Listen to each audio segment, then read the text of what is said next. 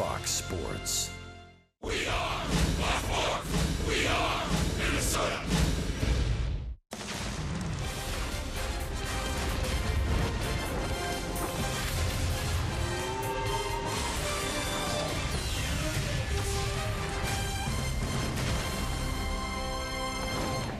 Last night, it wasn't a question of if, but when the skies would open up. So in the fifth, Jorge Polanco took matters into his own hands with a two-run double to even things up at 4. Moments later, though, the inevitable. Heavy rains and strong winds had fans waiting for over 3 hours for the official word that baseball would resume at 11:45. But not long afterwards, another delay, this time because of the lights, or lack thereof. A malfunction on the timer cut half the stadium lights off for a 15-minute break in action. And after all that, why not some extra innings? And 2 frames later, the night would finally come to an end as Eric Hosmer drove in Cheslor Cuthbert for the big Kansas City win.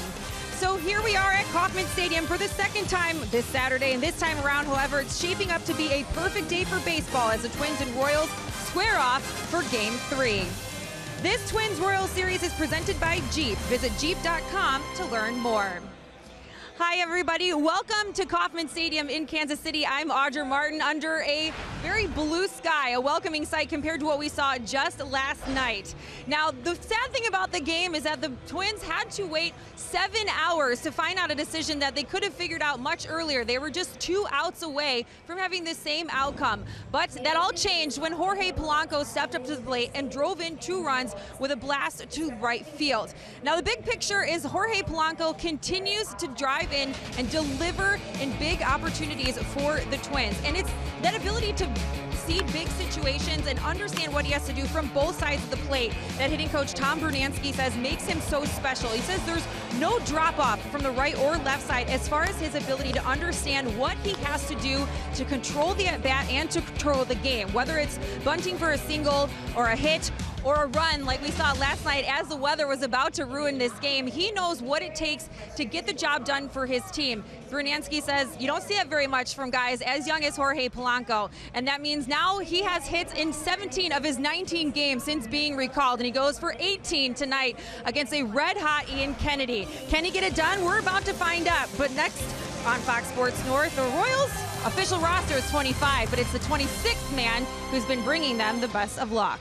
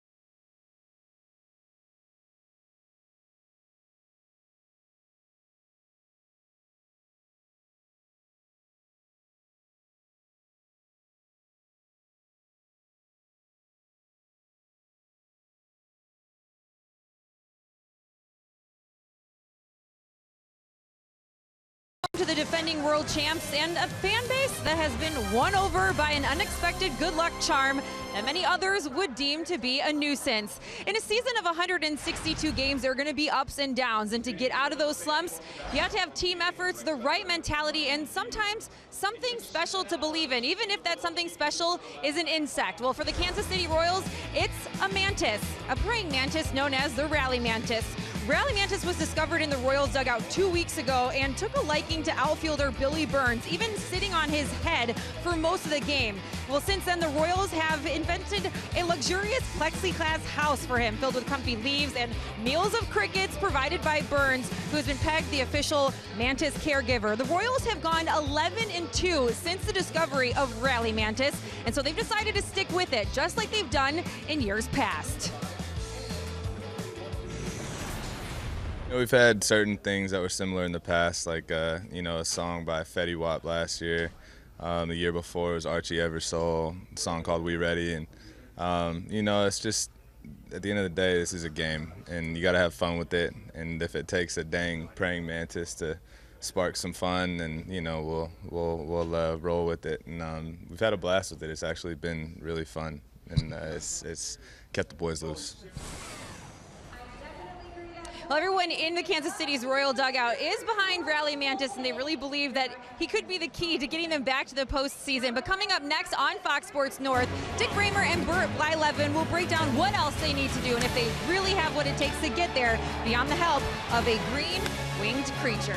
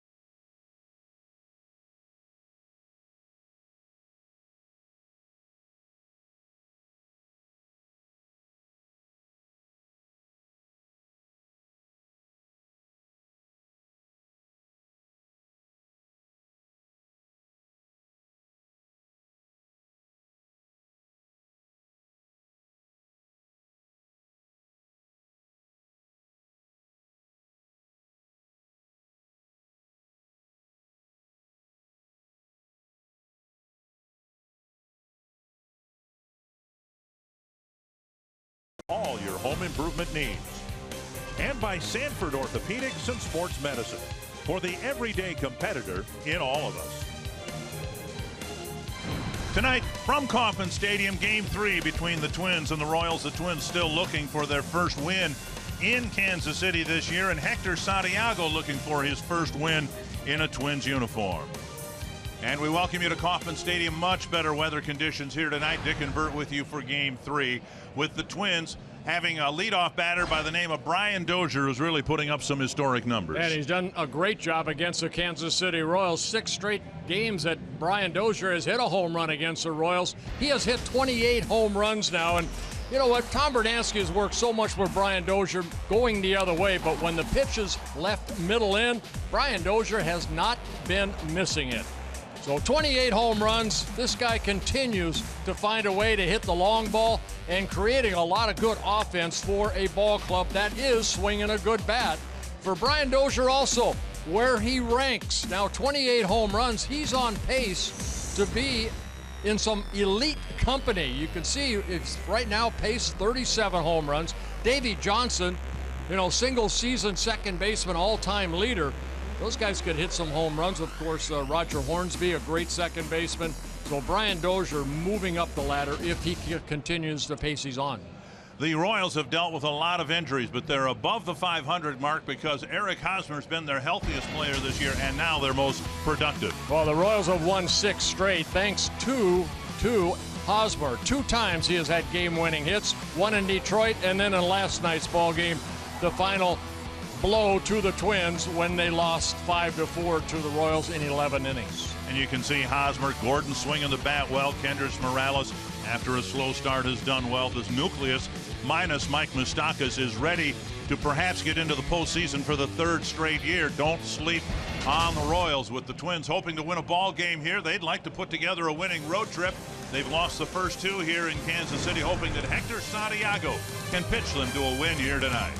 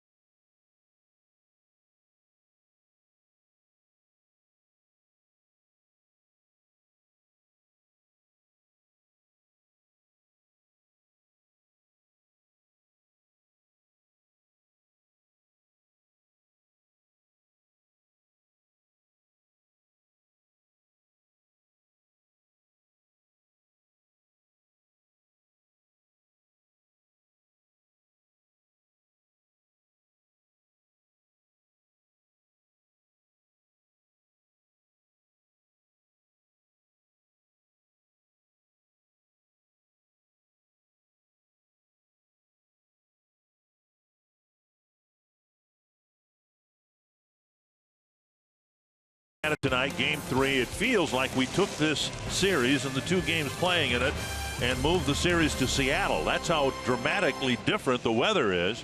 Much cooler temperatures, very low humidity, and very pleasant weather conditions here, and we hope uninterrupted baseball, of course.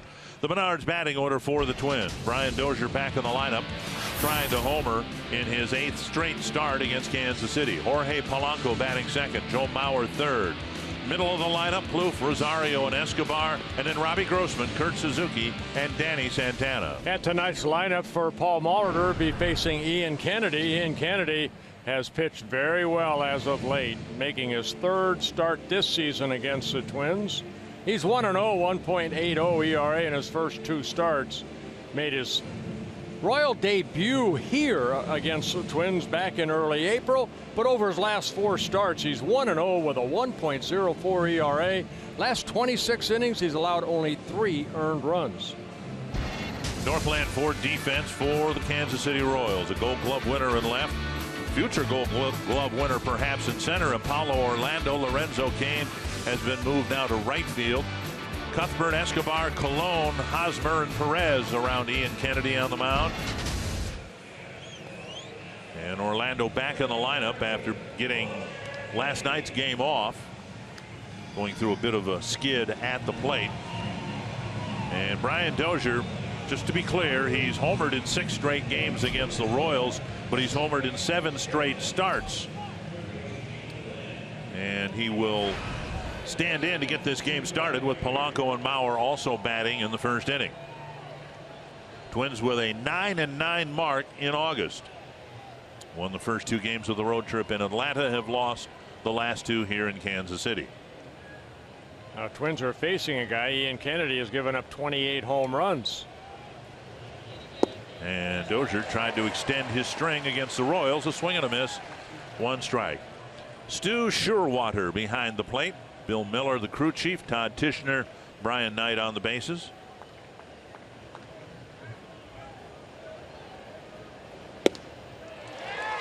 And another swing and a miss. 0-2.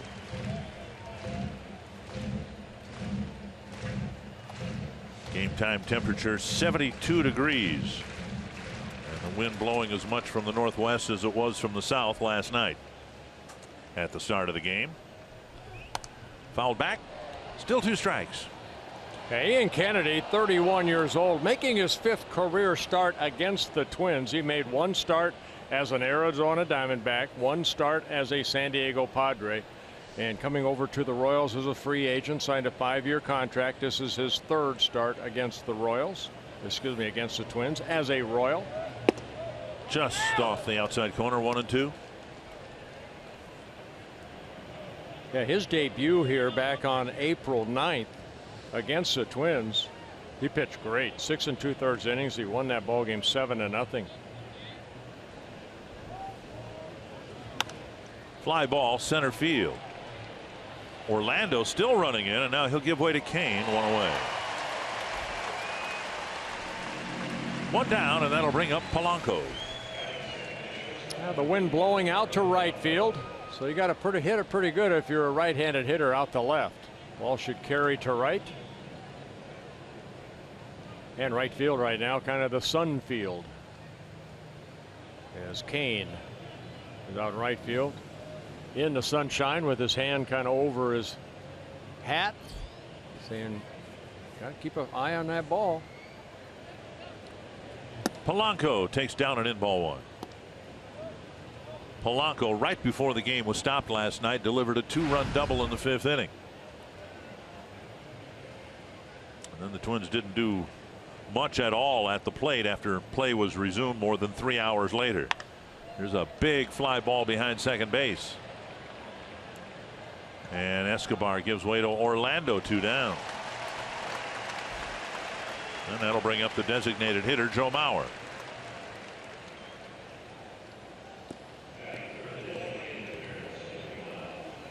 Now, Joe was very hot for most of August, but as of late, he has really been struggling. Looking for his first hit here in Kansas City, where he's always hit very well. 2 hits, 8 at bats against Kennedy.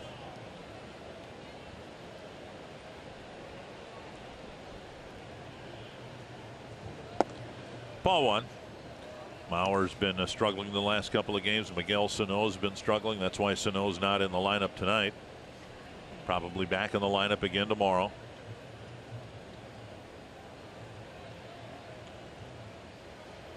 Two 2-0.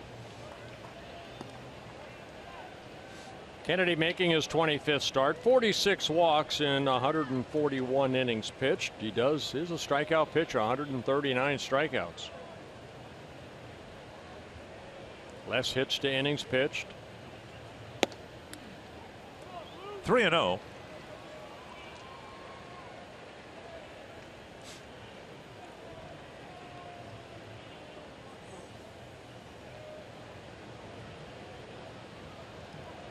With Plouffe on deck. Down the middle of strike.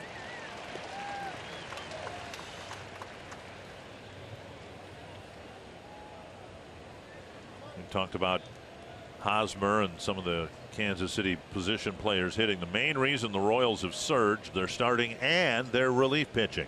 It's been outstanding. Driven foul 3-2.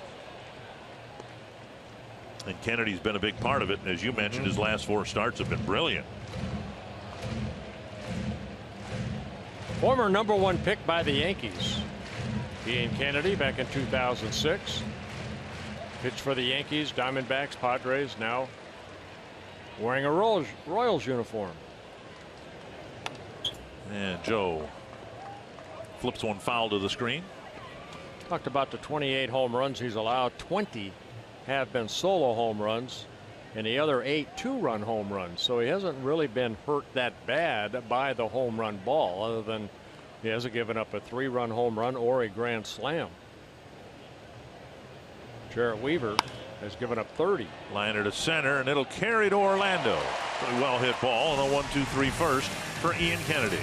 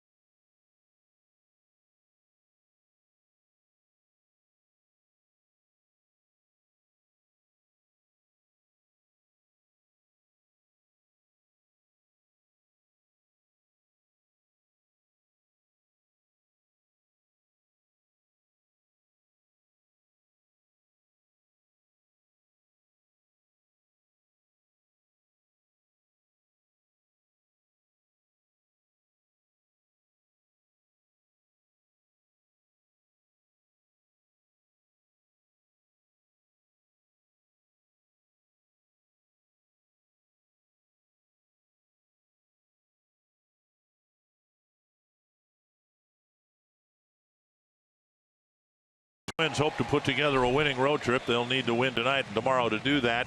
They've had 3 straight winning road trips. Here is Ned Yost, batting order, brought to you by Menards. Paulo Orlando in the leadoff spot.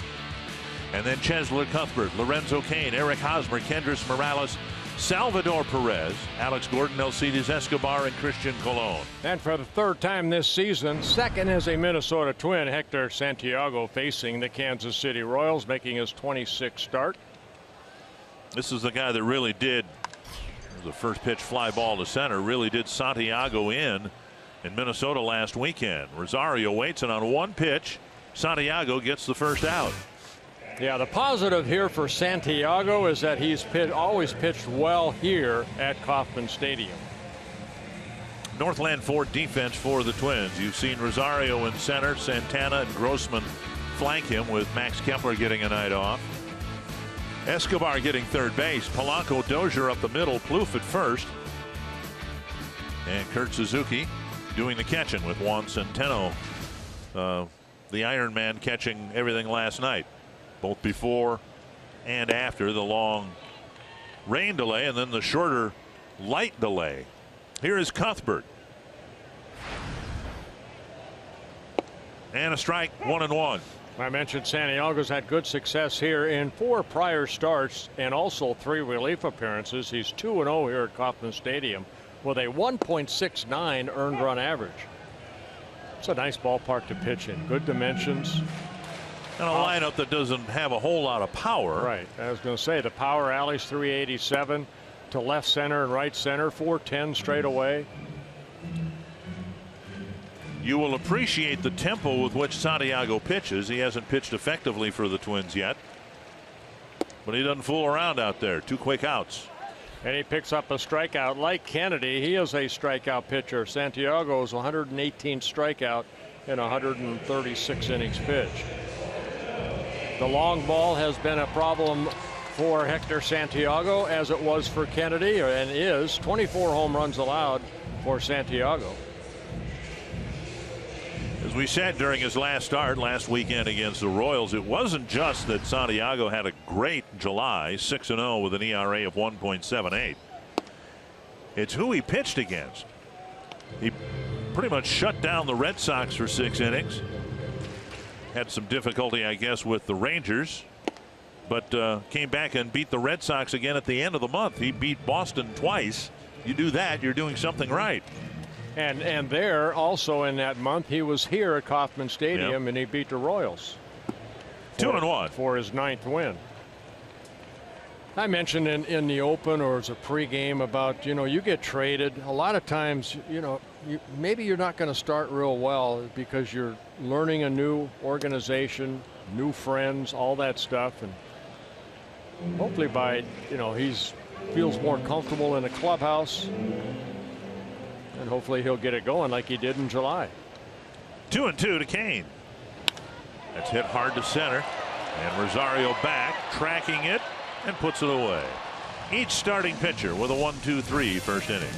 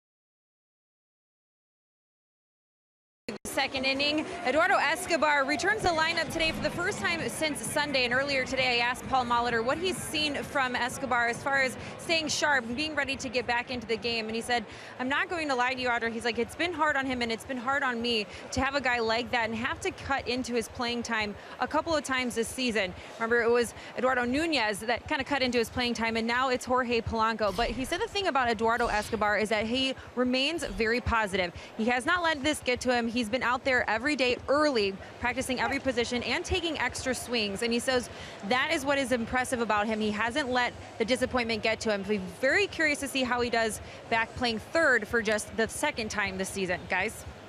And he'll do fine. Thank you, Audrey. I tell you what, that guy's a gamer. Not only on the field, he comes to the ballpark with the mindset that if he's not in the ball game, he's going to work and get ready if he is called upon. So, yeah, the Twins have a good one in Eduardo Escobar. 2 strikes to Plouffe, and a pop-up. Coming in is Colon. 1 down. Everything hit in the air off of Kennedy. And that'll bring up Eddie Rosario. Counting tonight, the Twins have 40 games left on the schedule this year. They have 49 wins. And it's not the number anyone was hoping for at the start of the year, but I think the Twins would like to have 70 or more wins, which means they've got to play a little bit better than .500 baseball.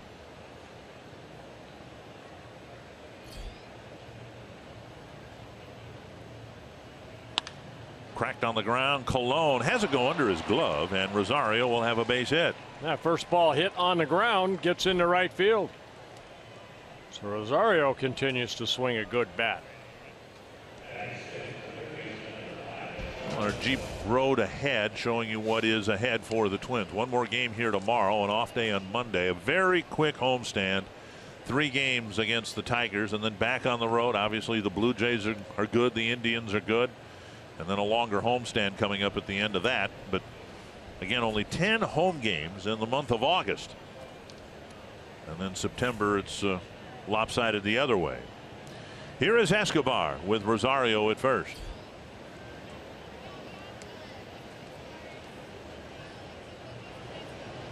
Up and away, ball 1. Well, this year Kennedy as a Kansas City Royal, very good at holding on base runners. There have been 12 stolen base attempts, only 4 successful. And when you have one of the best catchers behind the plate, that helps too. Salvador Perez, great arm. 2-1. Or excuse me, 1-1. Neither team took batting practice today, of course, because of the lateness of the night last night. And I think that's one of the reasons why Miguel Sano is not in the lineup. I think given the time off that he had and how he's looked at the plate, the Twins feel he needs all the batting practice he can get. The ball hit to right center field and down for a hit. Kane had to shield his eyes. He blocks the ball, gets in front of it, fires to second, and Escobar has a single, sending Rosario to third. And there's what Audrey was talking about with Paul Molitor. Escobar, the guy takes extra batting practice. He knows what his role is. Put it that way. That pitch kind of left up right there, and Escobar, quick swing. And you're right, Kane, you could see him out in that sunshine, kind of shield his eyes, picks up the ball and gets it back in. Rosario hustles over to third. Big at bat now for Grossman. Twins would love to break out on top. They never had a lead in last night's game, or in Thursday night's game for that matter. Grossman bunts it in the air, and Perez makes the catch. Well, Grossman tried to put it on the ground, and with a speedy runner at third, if he'd have put it on the ground anywhere, he might have gotten Rosario in from third. Well, kind of a safety squeeze right there. I think Perez thought twice, okay, and if I let that ball drop, throw to second. He's kind of following Grossman to see if Grossman is hustling down the line. You can see Grossman hesitated with the disappointment of popping it up in the air, but then he did run up the line. And I think that's what Perez was thinking about right there. Well, now Kurt Suzuki. That man was one of the best bunters of his era, and from the right side of the plate, you could, I think, go ahead and say Paul Molitor might have been the best right-handed bunter in the American League, and he's watched his team really struggle. Here's a drive to the right field corner. Kane with a long run, and that is just foul. And you saw the wind, how it just kept drifting away. That ball was maybe, I'm going to say, 20 feet fair, and the wind just pushed it near that foul pole.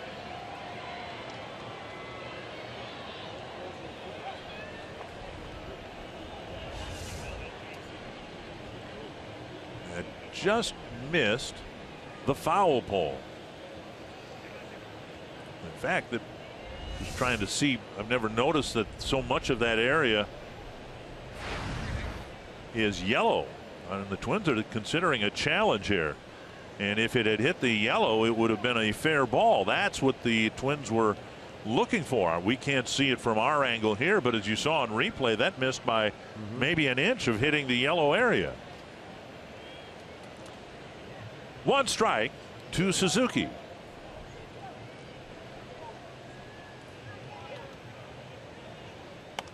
And now fouled back.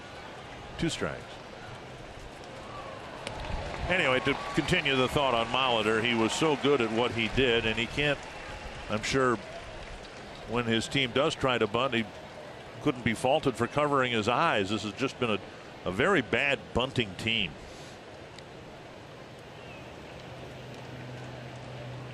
Two strikes.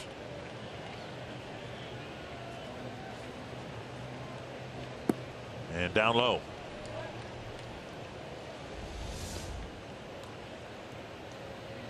You see it hit over the railing. Yep. The one angle we showed you, it looked like it actually hit the railing. 1-2 to Suzuki.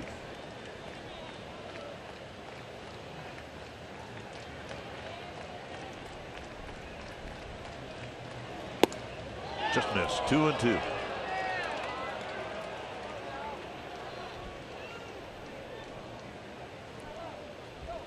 Rosario with a 1-out single. Escobar with a 1-out single.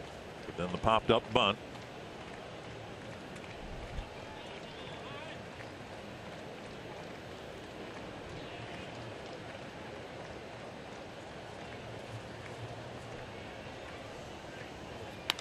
And a fly ball right center field. Kane comes in. And the Twins leave 2 aboard in the second.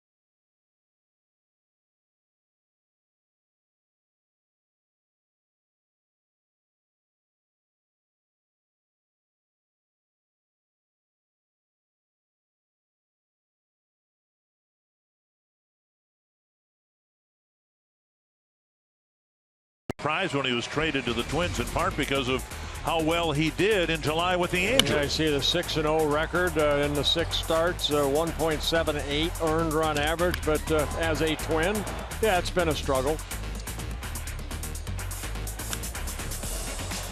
And his first start against the Indians, then against the Astros, his most recent start against the Royals. 1-0 to Eric Hosmer, then Kendrys Morales and Salvador Perez. 2-0. Well, in Cleveland, he made his start. He went 5 innings, gave up 4 runs. He gave up 2 home runs, a 3-run home run. Popped up to Santana and then a solo to Kipnis. Dozier. Polanco is the shortstop. He's playing behind the second base bag. He'll make the catch 1 away. Then he had that start at home against the Astros where he gave up a 2-run home run to Correa. And then his last start against Kansas City, as you mentioned, is Orlando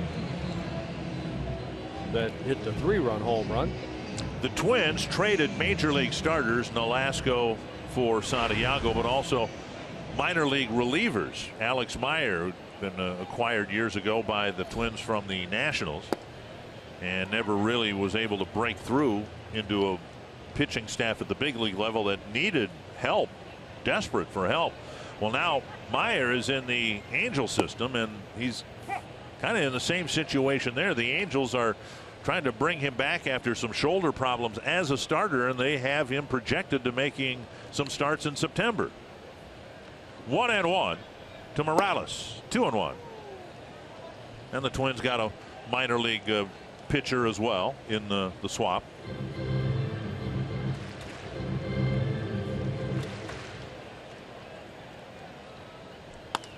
And a base hit for Morales. A 1-out single. And Perez will come to the plate. Join us Monday, September 5th against the Royals for Eduardo Escobar and Friends Labor Day celebration benefiting Venezuelan youth. Special ticket package includes tickets on the Budweiser roof deck, a post-game meet and greet with Eduardo Escobar and other Twins players and more. You can learn more at twinsbaseball.com/Escobar or call 800-33-TWINS. Escobar now at third base, principally at short. He's also played some at second base and in the outfield for the Twins. Strike at the knees.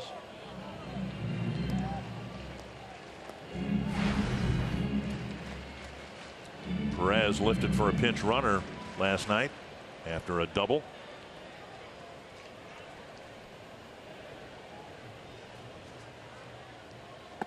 One and one.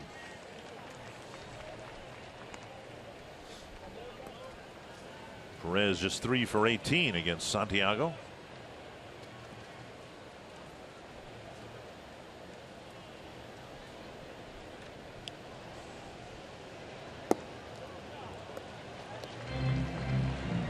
Nolasco, by the way, has done okay for the Angels. Really nothing extraordinarily different than how he pitched for the Twins. 2-1 to Perez. And now 2-2. But Nolasco never had a month, the likes of which Santiago put together in July, at least for the Twins.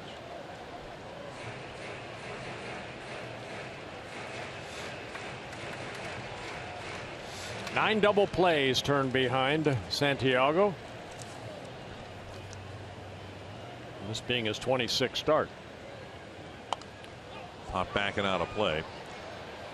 There are differences between Santiago and Nolasco, left-handed, right-handed, and others, but a significant difference is the fact that Santiago is not signed beyond this year.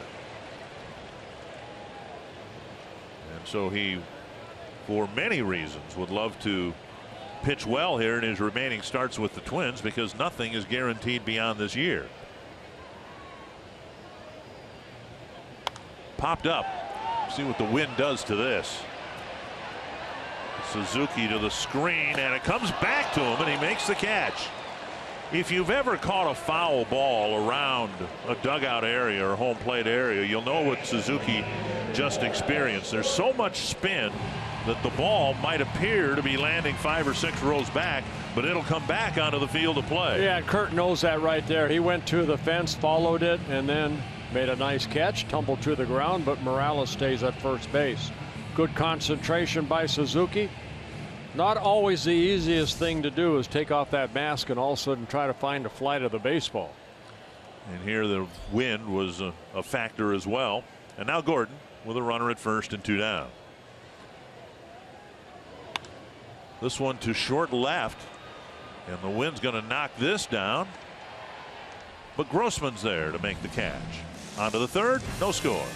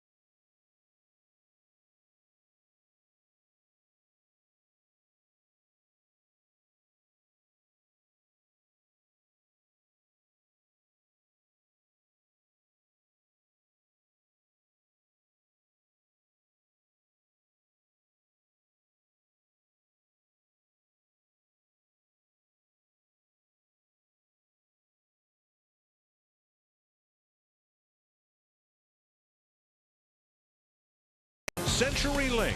Switch to CenturyLink Prism TV for an advanced TV experience. Learn more at cprismtv.com. A pleasant night in Kansas City. No score heading to the third. Danny Santana, Brian Dozier, Jorge Polanco will hit against Ian Kennedy. Strike one. The Twins in this series 3 for 15 with runners in scoring position. They had 11 at bats last night and got just 3 hits. A lot of fly ball outs From the 2 starting pitchers. Up and away, 1-1. Twins would like to see Santana get it going, and of course the response from Santana might be, well, put me in the lineup more often and I'll start hitting better. It's been one of the issues for Santana. Regular playing time, swing and a miss. But what we've seen lately, an awful lot of strikeouts. He's just not hitting the ball as crisp either as we've seen him in the past. Even in last night's ball game, he just didn't seem to, when he did make contact with the ground ball to short and the fly ball to center field, just the little pop that we usually see him have with that bat. And this is his preferred side. He's always been a better left-handed batter than right. And a lot of swings and misses. Santana got a piece of that, fouling it into Perez. He struck out a couple times in last night's ball game, his first 2 at bats.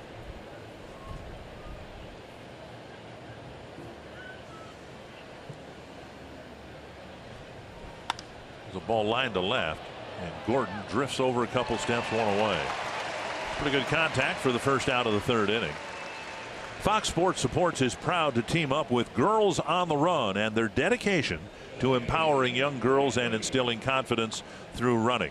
Registration is now open. You can learn more about how you can get involved this fall and visit foxsportssupports.com. 1 down, and now here's Brian Dozier.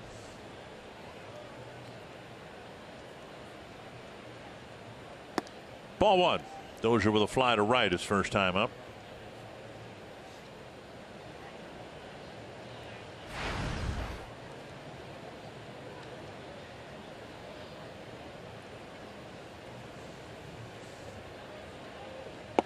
Paul, after the game last night, Paul Molitor came up with a good assessment, and he did it much more succinctly than I could, so I'll try to quote him as best I can. Regarding Dozier, he likes the expanded vector of the home runs, meaning the angle. You know, when Brian was hitting, and most of them last year, they were down the left field line and maybe to straightaway left, but now Brian is showing that he can drive the ball out to center field. Maybe even 1 or 2 he's hit to the right side of center field, so he's expanding the angle of his home runs. Fouled back. Yeah, that home run he hit last night right over the Budweiser sign. Almost straight away center. I think with the theory being that as Brian gets more confident that he can hit home runs to straightaway center, he might not get into as many bad habits trying to pull the ball. Saw Bernansky right there next to near Paul Molitor. Happy birthday to Tom Bernansky. A high fly to left. And Gordon comes in a few steps. A few more steps. 2 away. Keeping in mind that he was hitting about 200 through the first 2 months of the season. Yeah, last 35 ball games. Look at that. You know, 15 home runs out of the 35 ball games, driving in some runs, great on base percentage. And he came into this year, Brian Dozier, as a .240 career hitter. So, you know, he's getting better and better as far as the average. That's one thing he wanted to really work on. I remember back in spring training, get that average up.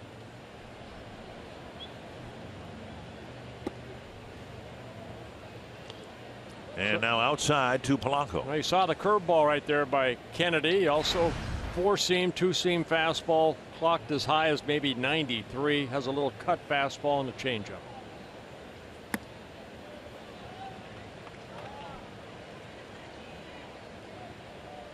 For Kennedy, his 10th major league season, first with the Royals. Here tonight, making his 229th major league start. 82 wins, 77 losses. ERA just under 4.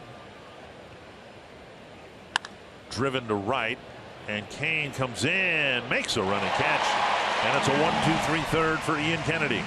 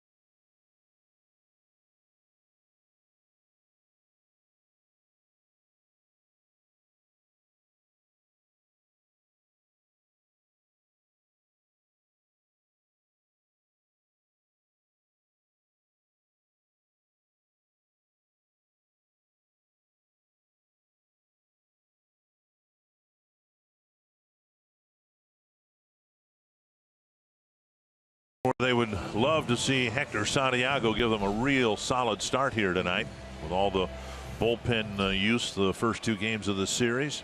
Yeah, there has not been a ground ball out yet in this ball game. Every out is recorded on a fly ball. The only strikeout was Santiago in the first inning. 1 strike to Alcides Escobar. Escobar, then Colon, and then Orlando. Yeah, Escobar 8 hits and 20 at bats against Santiago. Free swinger. There's a ground ball, and it's past a diving Escobar. Alcides Escobar goes to second with a leadoff double. Yeah, second hit for the Royals. For Escobar, his 16th double. Guy that doesn't walk much. Again, every time I see him, he usually swings at that first pitch. I was surprised he took the first pitch, but that breaking ball kind of went right into the swing. Escobar just kind of followed through with his bat and hit it right down that third baseline. And now we'll see what Colon does here, the number 9 batter. Saw the Twins try to bunt to get the first run of the game, and it stands to reason that both teams might be a little sluggish after the lateness of the hour last night. Yeah, looks square in the bunt. He bunts it, and Santiago and Escobar get confused, and Colon reaches first. Santiago planted his foot, and he dug a big divot, but he and Escobar, the third baseman, each thought the other was going to make the play. That's a ball that Escobar really has to get right there, because his responsibility, he's not going back to third. You see him come in, and a little mistake right there by Escobar. And you can see Escobar dug a bit of a divot too as he's retreated. I don't know if they did some sod work here recently, but it took a lot of rain after they took the tarp off last night. So now first and third, and nobody out. That'll be a bunt single for Colon. But again, we've seen it over the last 3.5 years. The Royals execute better than the Twins do. They get the bunt down and get the runner to third. Now here's Orlando, and he bunts it foul over the Royal dugout. Again, it was Orlando who started the game against Santiago with a triple and then scored a first inning run, and then his next time up hit a 3-run home run against Santiago. but he has been struggling as of late, to the point where Ned Yost took him out of the lineup last night. To center. And Rosario with the catch. And Escobar won't try to tag. A strike, and I mean a strike. If Suzuki had been behind the plate, that would have been at the knees. One down. Yeah, sure, Water would have called it a strike. I thought this, when he first hit this, I thought there was a little blooper. That's why I said, oh no. But Rosario comes in quickly. And we've seen his arm. Right on the mark.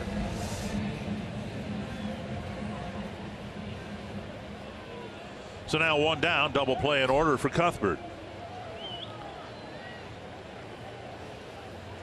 Twins should have gotten an out on the Colon bunt. They did not.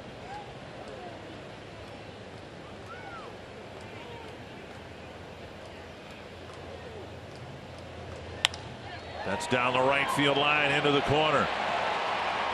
And off the wall. Santana plays the carom. One run will score, and the Royals take a 1-0 lead. That ball not unlike Suzuki's ball. The difference is Cuthbert hit his lower, and there wasn't as much push from the wind. Yeah, Cuthbert right there with a double, an RBI double, but a very good play by Santana playing the carom. If this good ball somehow gets by Santana, Colon probably would have scored, but plays the carom and gets it back in. It was a really nice play by Santana, who hasn't played much right field. Escobar comes in. It's 1-0, and now a big spot for Lorenzo Cain. 2 men in scoring position and only 1 out. Twins bring the infield in about halfway. Over the inside corner.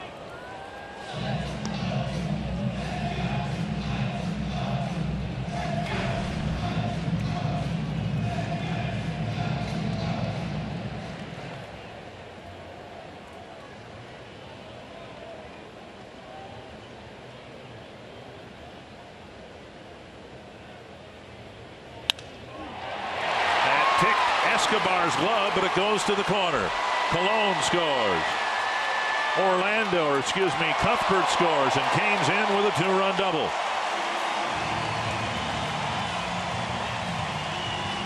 It looked like Escobar got a piece of the ball. A rocket ticked his glove, it appeared, and went into the left field corner. Well, those are Twins in last night's ball game in the 5th inning that had 3 doubles, and here the Royals have their 3rd double of the inning. Just over the leaping Escobar. And it's a 3-0 lead as Cain drives in a couple runs. Now with 50 runs batted in on the year. Still only 1 out. And Hosmer will bat.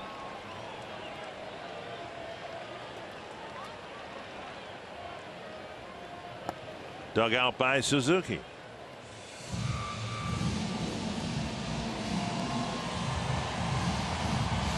The entire month of July, Santiago gave up 7 runs. And he's fallen victim to a lot of big innings in his Twins tenure, and 3 already on the board here in the 3rd. 1-1.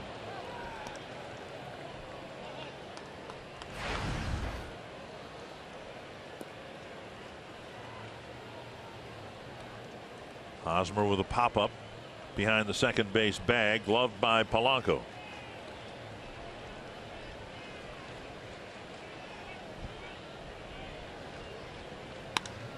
To left center and deep. Grossman over. Makes the catch on the edge of the track. Cain trying to tag, and he will tag, moving to 3rd on the 2nd out.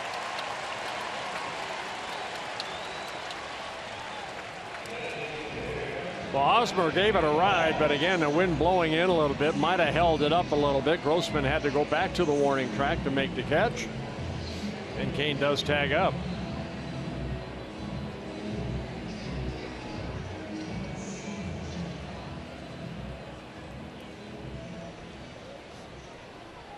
Morales singled with 1 out in the second and was left at first. Popped up and into the seats, 1 strike.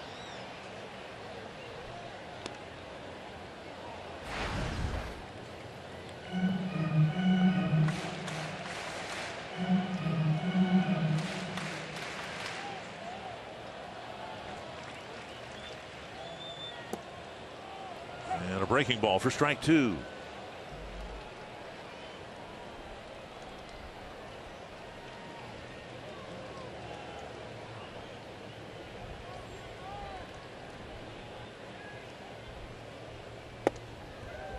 Sips a fastball in.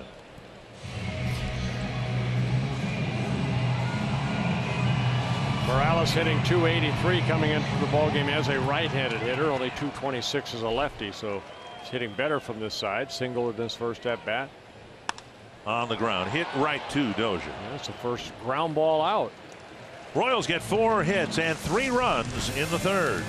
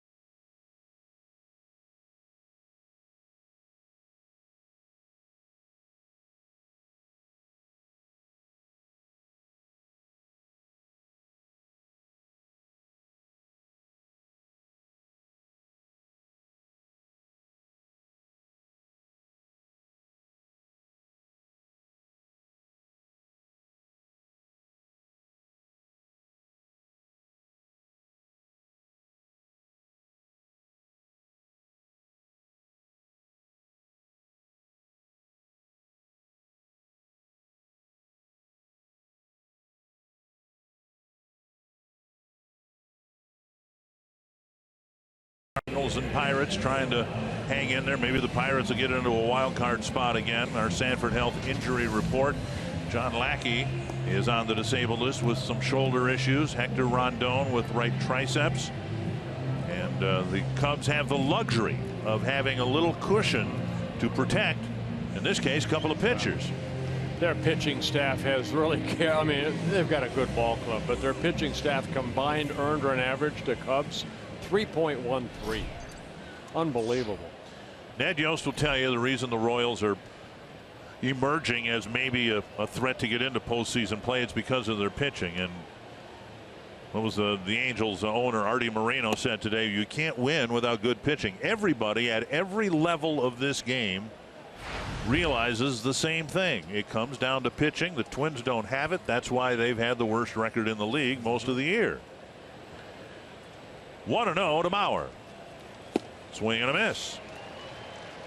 Mauer lined out to center his first time up. You know, 162 ball games. You're going to run through stretches where their offense, you know, Twins offense has really picked it up, you know, since July. They're swinging the bat really good, but you're going to run into spells where you've got to win the 3-2, 2-1 ball games.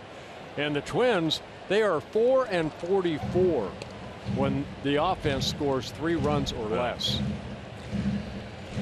As exciting as it was on the last road trip when we went to Cleveland and Twins pounded out all those extra base hits and Max Kepler emerged as a Rookie of the Year candidate. Fact of the matter is the Twins gave up too many runs in Cleveland. Twins won 3 of the 4 ball games, but they gave up in the 4 games 25 runs in 4 games. That's too many. 1-2 to Mauer, starting the Twins 4th.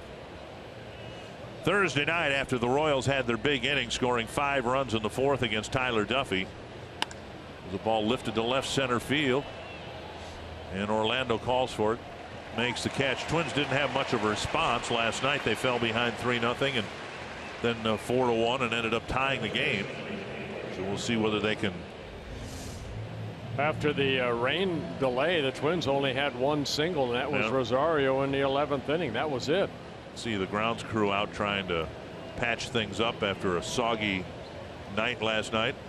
During the inning break, while everyone else was warming up, they were trying to patch the infield. You use those on a golf course, don't you? Those big spikes like that to replace your divots? My ball marks I use. The small one. Oh, I don't use like a pitchfork or anything like that. As I recall, the divots are supposed to be in front of the golf ball, right? Not behind it? Yeah. Fly ball center field. Another fly ball out. Orlando back. 2 down. Twins have made 11 outs. They've all come via the air. Eddie Rosario with a ground ball single to right, his first time up.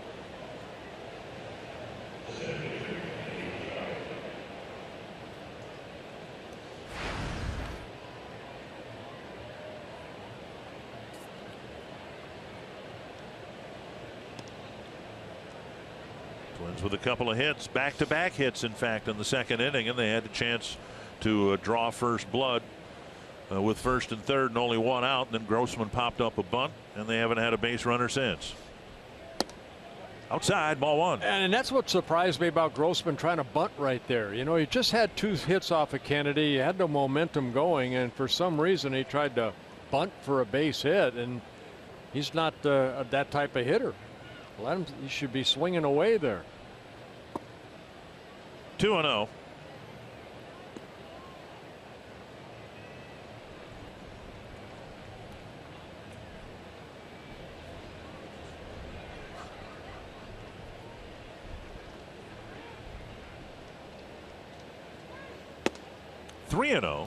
Escobar on deck. Neither starter has walked anybody yet.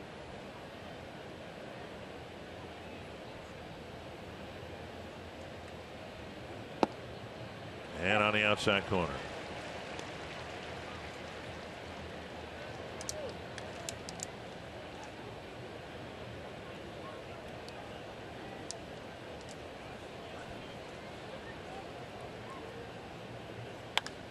Big pop-up. It's the tallest pop-up of an evening filled with them. And a 1-2-3-4.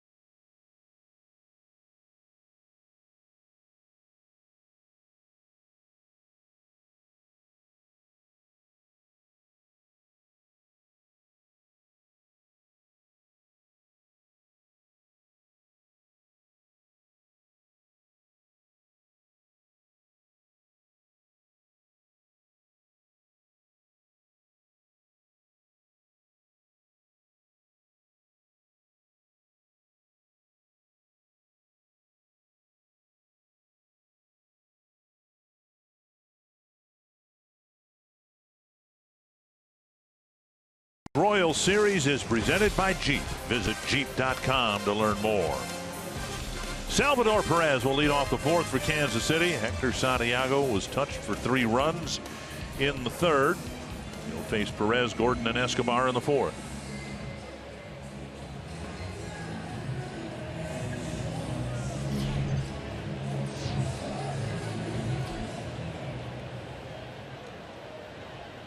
Perez fouled out to Suzuki his first time up. Missed outside. Yeah, last inning, Santiago threw only 15 pitches, but he faced 7 batters. So the Royals came up there and everything around the plate they swung at. 4 hits, 3 doubles. And a strike called, 1-1.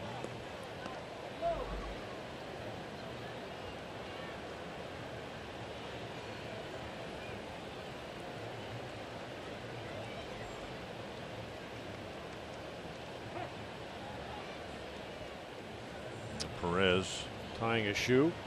Santiago, 28 years old, signed by the White Sox back in 2006. Pitched for the White Sox, the Angels, now the Twins. High fly left field, and Grossman over. Rosario there as well. Oh my. Whoa, a little better communication, guys. Now someone needs to take control there. Well, it's a center fielder that should have control, but I don't know if they were talking to each other or yelling at each other. Who has it? But very luckily right here that Rosario, it looked like Grossman was going to go for it. In the last second, Rosario reached out. Grossman pulled back. Strike 1 to Alex Gordon. Gordon in with a fly ball to Grossman his first time up.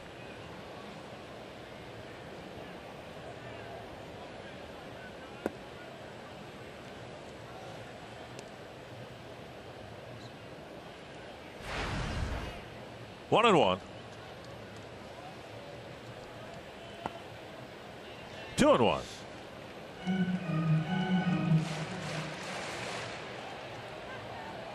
Santiago trying to be more aggressive in his strike throwing. The ball driven to right. The wind's going to take this back. Santana to the wall, and it's gone. A home run. Gordon hitting his 12th of the year, 2nd of the series, and it's 4-0. He had been swinging a good bat and has. That's now an 11-game hitting streak. Gordon hitting his 12th home run.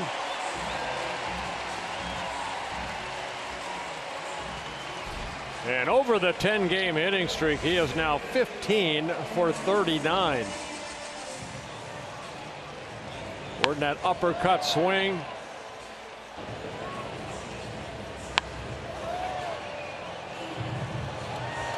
So 4-0, and another home run allowed by Santiago.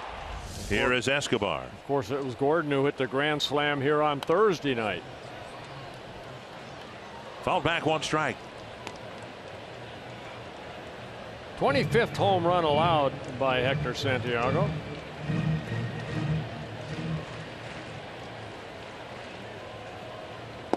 Down the middle, a strike. Gordon now with 4 home runs this week.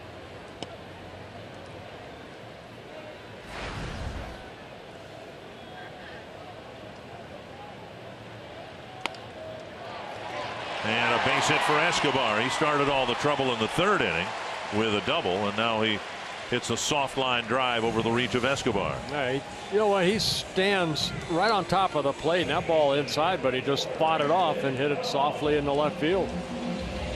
Twins welcomed one of their new acquisitions here today, Adalberto Mejia, a left-handed starting pitcher. The Twins got him from the Giants organization in the Eduardo Nunez trade. Kenny Vargas optioned down to Rochester. He wasn't getting much playing time, and in part because of that, when he was playing, he wasn't as productive as he was when he first came up. So the Twins now with 13 pitchers. Mejia was supposed to start tonight for Rochester, and he was brought up as protection in the event Santiago had a short start. Popped up, and Plouffe on the warning track makes the catch 2 away. I think the Twins would like to see from Mejia. They would like to see him in the rotation up here at some point this year. Yeah, you know, he started in Double-A in a Giant organization. This year moved quickly up to Triple-A, and he pitched well as a starter. He's made 3 starts for Rochester, pitched well. You know, the Twins don't have much equity at all in Hector Santiago, and they're not obligated to him behind or after this season. So we'll see how the Twins play it with Mejia. He's here and available. I don't think the Twins want to use him, well, maybe for an inning just to get his feet wet up here. But the idea is, I think, for him to get some innings, plural. 1-0 to Orlando. And again, for Mejia, it would be his major league debut, right, whatever he does, start or relieve. Strike on the outside corner.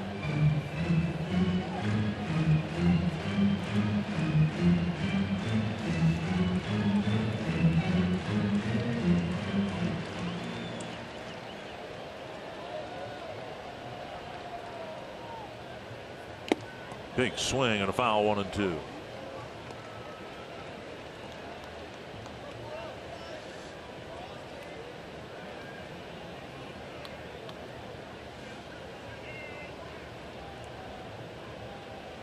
There's Gordon, another home run.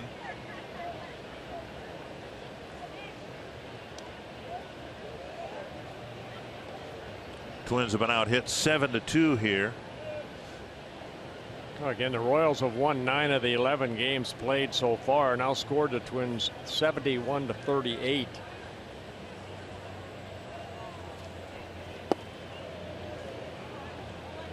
Santiago's had kind of a hot and cold season. He was really good in April.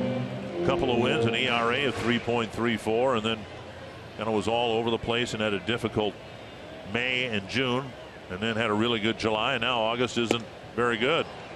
A strikeout, but a couple of hits, including a Gordon home run, and the Royals lead 4-0.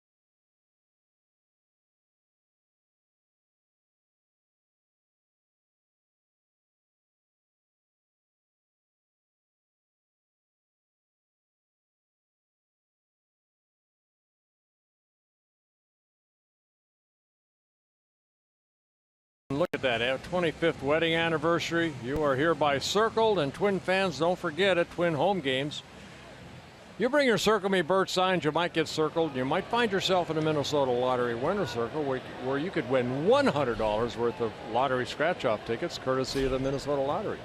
Escobar walks up the box, takes a strike, threatening to bunt. 1 strike. Happy 25th wedding anniversary to that couple.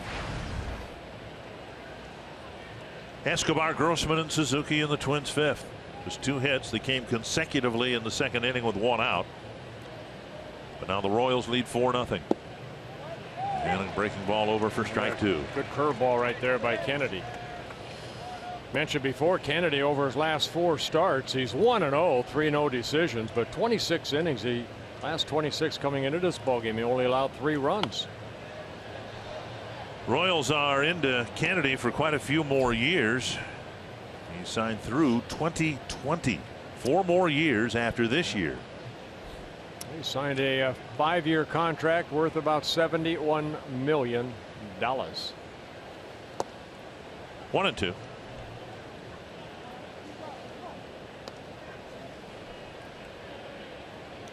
In his contract that I read, he said he has an opt-out after the 2017 season. So after next year, he's got an opt-out if he wants to. But how do you turn down $16 million a year? Only if you think you're going to make 26. This is a beautiful place to play, too. 2-2. And Escobar spanks another base hit. He's got 2 tonight. And this is a leadoff single in the 5th. A good piece of hitting by Escobar. Follow Twins Baseball live with the MLB.com at-bat app. Customize at bat to feature the Twins. Stay up to the moment at any moment with Game Day, live game video highlights, StatCast, news, and more. Blackout and other restrictions apply. Download MLB.com at bat, the #1 app for live baseball on your phone and tablet. See what Grossman can get done here.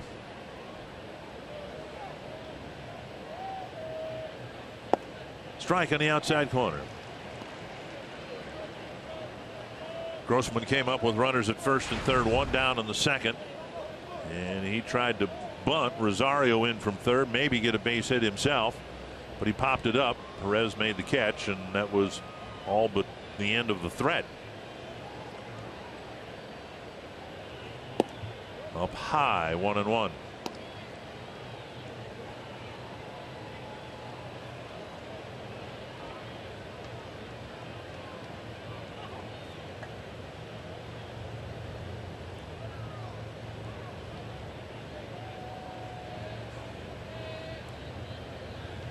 Grossman taking a called strike, getting in the advantage of some extra playing time here, in part because Byron Buxton was sent down. Now, Buxton's been sick the last few games, not in the starting lineup again tonight for what I think the 4th straight game. He pinch ran last night, so Buxton trying to work his way back up here to fill an outfield spot. Hasn't been playing at AAA much. Fouled away. And so with Buxton gone, Rosario getting time in center, and that opens up left field, and that's pretty much been Grossman's spot. Santana's played out there a little bit.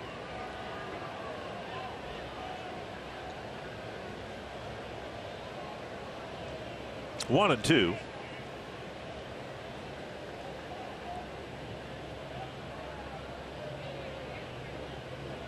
Checked his swing. 2-2.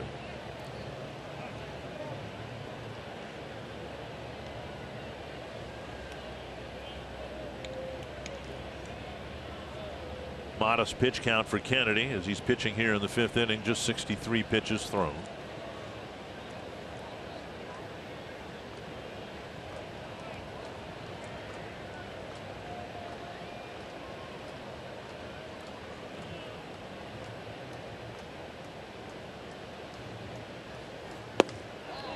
Just off the outside edge, and it's a full count. Down 4 runs. Escobar likely not going. Suzuki on deck. Kennedy coming into the ballgame averaged about a strikeout an inning this year. Yet to have a strikeout.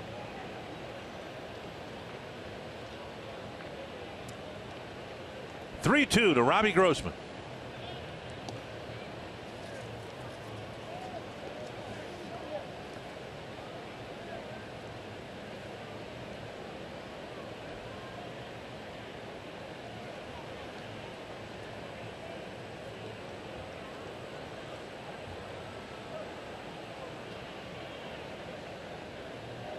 Now the 3-2 and a swing and a miss. There's a strikeout. And that'll bring up Suzuki.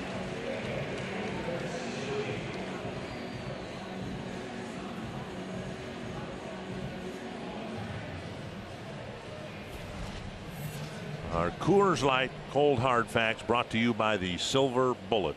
Kansas City with a great home field record going back to the beginning of last year. Twins have struggled to win here. They're not the only ones. Yeah, this year the Royals are 38-21 here at Kauffman Stadium. And they're 15 games under 500 on the road.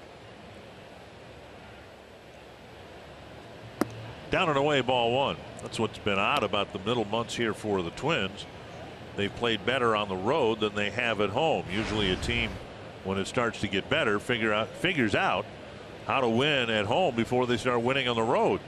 You see Hosmer right there as that sun is starting to set over left field. Tough to see. Beginning of the game, it was Kane out in right field that was shading his eyes. Fouled away, 1-1.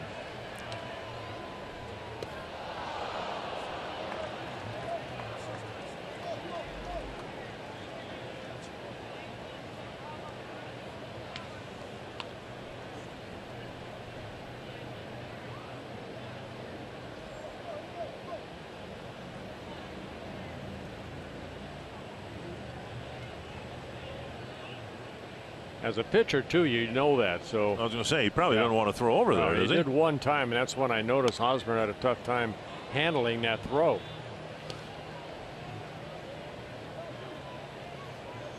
One and two.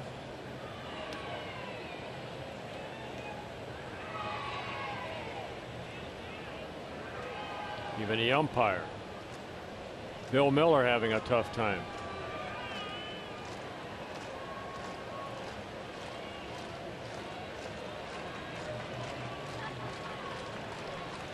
One and two. And a little lob over. I think Hosmer's okay now, but it's the umpire that has the sun in his eye.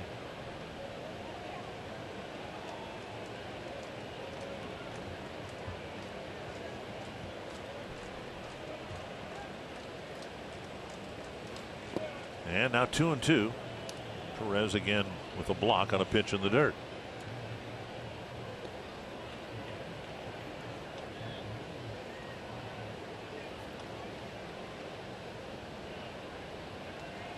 Ball coming up, maybe a little dirt in his eye. I think Perez is all right.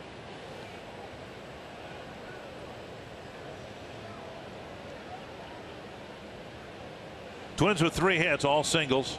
Suzuki nearly got a big hit his first time up with 2 men aboard and 2 out. Sending it just foul down the right field line. Now 3-2.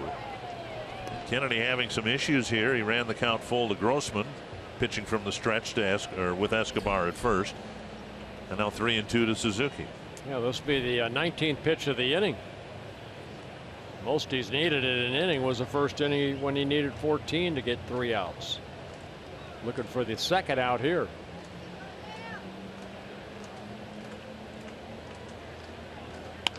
On the ground, Escobar out there, double play. Kennedy gives up a leadoff single, but in the end faces just 3 men in the inning.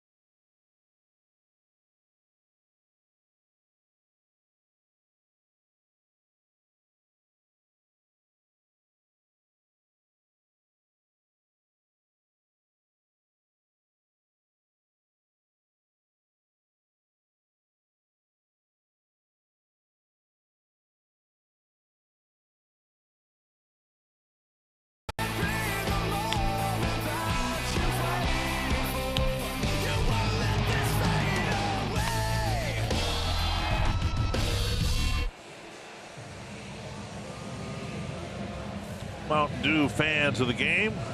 Twins fan. Maybe a first Twins game ever. Yeah, what do you think? Look at him. Being passed around. Who's next? Give me the pacifier. Chesler Cuthbert taking low from Hector Santiago.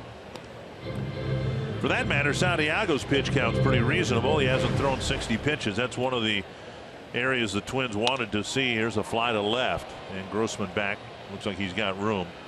It's one of the areas the Twins wanted to see Santiago improve. As effective as he was with the Angels, he was typically a 5 to 6 inning pitcher, and the Twins would like to see him stretch out a little bit more, but of course, more importantly, pitch more effective innings. Yeah, stay away from that inning he had in the third, where again he threw only 15 pitches, but he faced 7 batters and they scored, 3 runs on 4 hits. So it was boom, boom, boom. There's the pacifier. Yes, he's happy. We all have pacifiers. It's just, as we get older, we find different means of, calming ourselves. 1-0. And yours would be? It doesn't matter. I'm just saying that. Well, no, mine? No, then why? 1-0. And now a strike.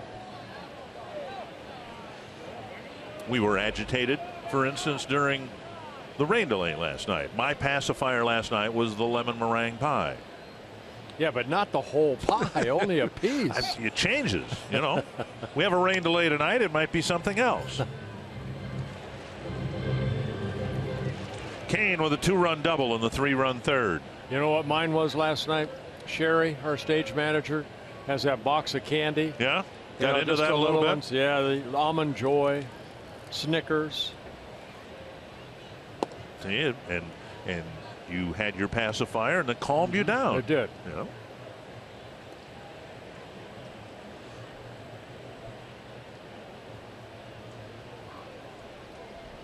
Fouled back. Well, he does not get cheated when he swings that bat. Kane got the big 2-run double in the 3-run third inning.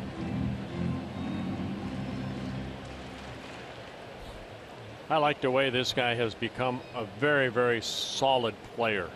Lorenzo Kane. Driven foul. He's one of these guys that's a leader of the ball club, plays almost every day. He had a little hamstring injury earlier, that reason he's not playing center over at right. Ned Yost wanted to take some of the pressure off of him. But one of these guys that small version of a Kirby Puckett type guy that likes to play the game hard. Doesn't miss too many. Kind of little stinger in his left hand there. Well, when they first got him, they were hoping he would evolve into a Torrey Hunter type player, and I'm not sure that he hasn't taken steps in that direction. Yeah, good example. Yeah. Outside, 3-2. That's a good comparison right there. For Torrey Hunter. Very athletic, and Torrey, of course, after winning a lot of Gold Gloves in center, moved to right field. Now Kane has. We don't know whether that's a long-term or a short-term thing. Hit hard to center. Rosario won't get there, and it'll beat him to the wall. Kane has 2, and he'll hold up there. A 1-out double for Lorenzo Kane. Well, he hit a career high 307 last year when he played in 140 ball games. Career high 16 home runs and 72 runs batted in. Came into this game hitting 284. Just dropped the barrel of the bat on that, and you see Rosario shading him a little bit toward right center. This ball to left center, all the way to the wall. And Kane gets his second double. Now it's 17 on the year. 8 hits for the Royals, and 5 of them for extra bases. 4 doubles and a home run. Hosmer with a pop to short and a fly to left.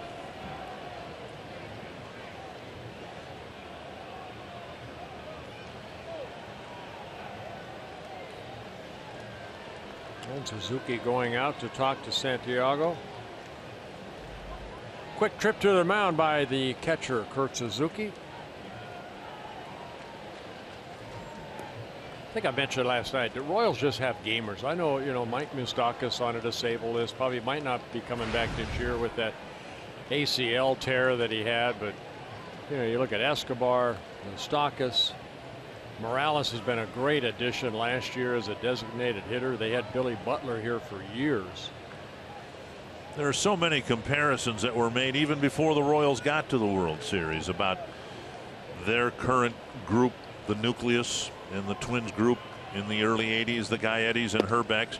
And an important component to all of that in each case was they played together in the minor leagues and took their lumps together in the big leagues early on, and then the success they had in the minor leagues eventually followed them to the big leagues. And there are some pretty direct comparisons to what the Twins went through back then and what the Royals are going through now. And you know what, Dick, and there aren't too many clubs that have done what the Royals did and what the Twins did in '82.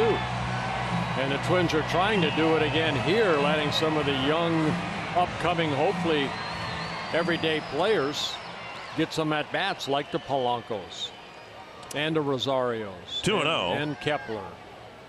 Hosmer takes inside, and that gets away from Suzuki, and it should be a wild pitch in Santiago. Yeah, Kurt looked like he wanted that ball down and away, and it ended up and in. I think it may have hit the umpire and not Suzuki. See where Suzuki set up, off his glove and then off the right arm of the umpire. Well, the Twins have to bring the infield in, and it's 3-0 to Hosmer.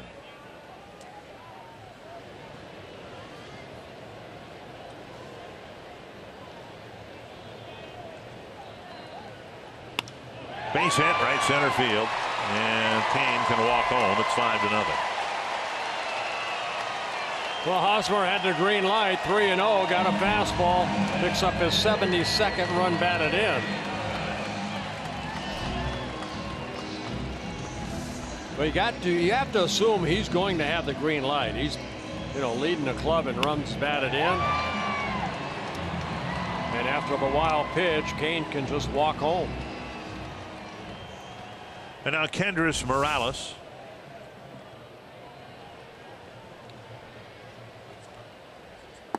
Taken low, ball one. Yeah, only reason because right there, Twins are already down by 4.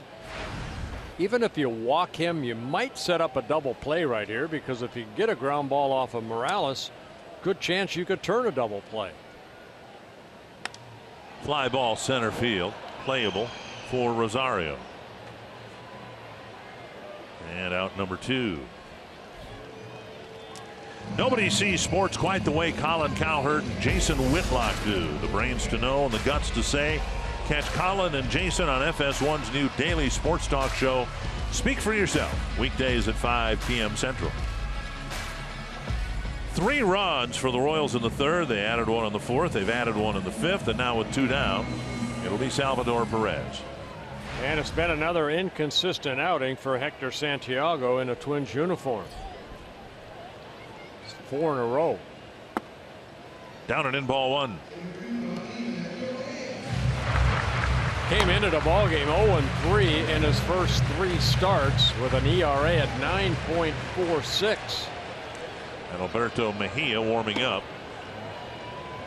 I don't think the Twins would relish bringing him in. Here's a deep drive to left, and Perez cranks one to the wall and gone.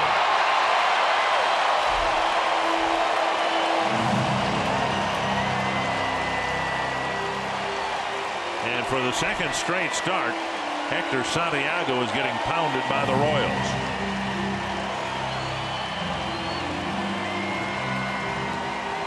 Home run number 17 for Salvador Perez. Second home run at Santiago, and that right into the zone. Suzuki again wanting it away. That ball's right down the heart of the plate. The batting practice type fastball.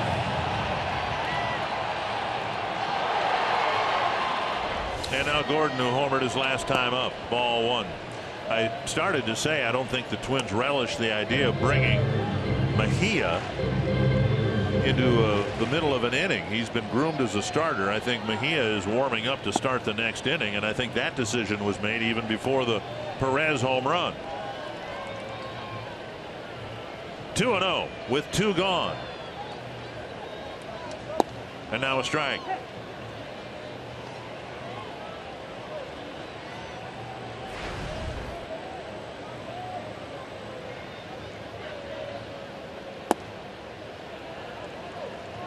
3-1.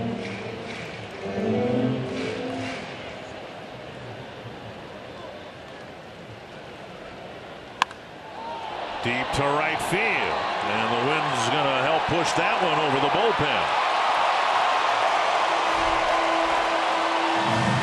3 home runs allowed tonight by Santiago. Back-to-back home runs for the Royals. And the rout is on.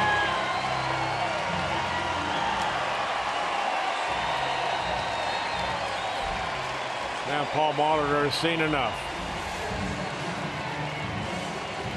All right, keep throwing the cookie right there. They're going to hit it hard, and they have.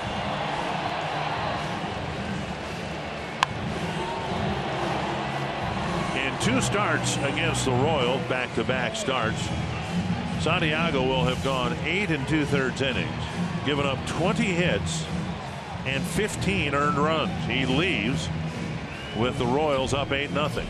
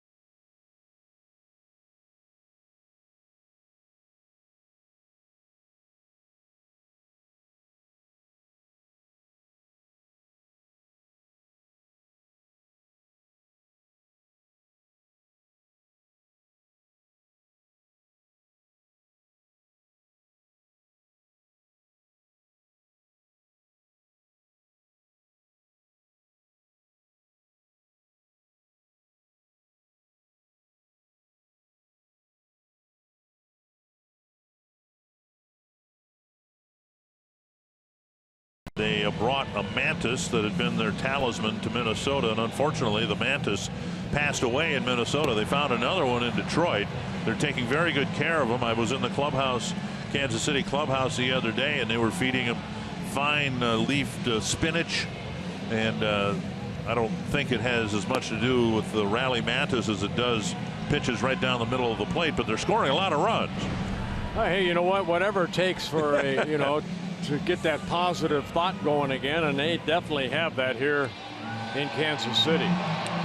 Twins called up Adalberto Mejia for today's game, hoping not to use him, but here he is with 2 outs in the 5th. Mejia making his major league debut. I mentioned earlier he started at AA in the Giant organization, moved up to AAA, made 3 starts for the Twins down in Rochester, combined 8 wins, 5 losses. Outside ball 1. This is his major league debut, and he's going to tend to the mound there a little bit. He stumbled a little bit on his follow through. Yeah, scouting a report on the 23-year-old. A fastball clocked at maybe 93, 94, slider, and a very good changeup. Ground ball fielded by Escobar. And that's the 3rd out. Yeah, Mejia wasn't sure. I don't think a lot of players weren't sure.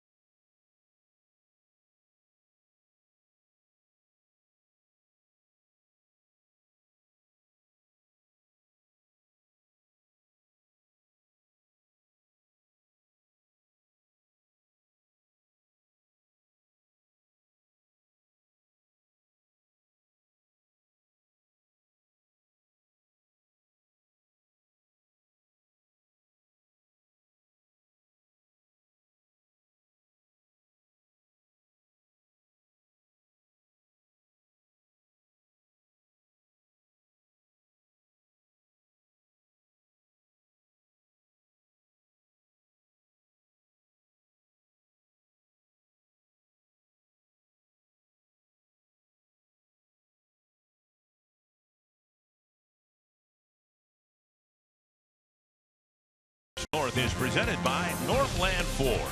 Visit northlandford.com and your local Northland Ford dealer today. And by Grand Casino. The best stories start here. What's yours? Ian Kennedy now staked to an 8-0 lead. Danny Santana takes outside ball one. Santana hit the ball hard his last time up, but he hit it right to Alex Gordon for the first out of the third inning. At the knees, 1-1. Well, again, Kennedy, you know, over his last 4 starts, he didn't get a lot of run support. You know, they lost ball games 2-1, 3-2. Then he won 3-2, and then he won his last game 3-1. So only giving up 3 runs over those 4 starts. Didn't get a lot of run support. He's got 8 runs to work with now going into the 6th inning. 1-2.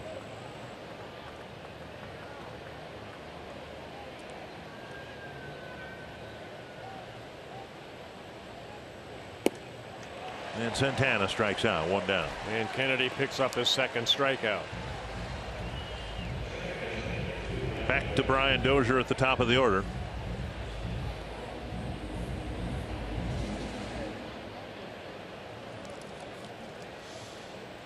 Our CarSoup.com trivia question: which Twins player has the most career home runs versus Kansas City? Harmon Killebrew hit them for the Twins. Now it says Kansas City, which would include the Athletics too, right? You would assume so. Yeah. I mean, it could be one of those trick questions where they're trying. No, they're trying to clarify now, saying it's just the Royals. Just the Royals. 1-1 to Dozier. So it's just since 1969 when the Royals came into existence.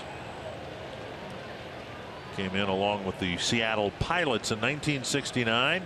Then the Seattle Pilots moved to Milwaukee and became the Brewers. 1-1 to Dozier. Answer still might be Harmon. 1969, he hit 49 home runs, was the league MVP.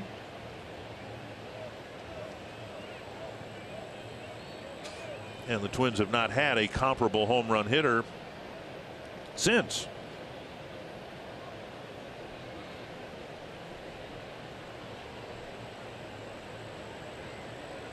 How about Justin Morneau? Could be. Yeah. It's a good guess. Still going to go with Harmon, though. Chopped foul.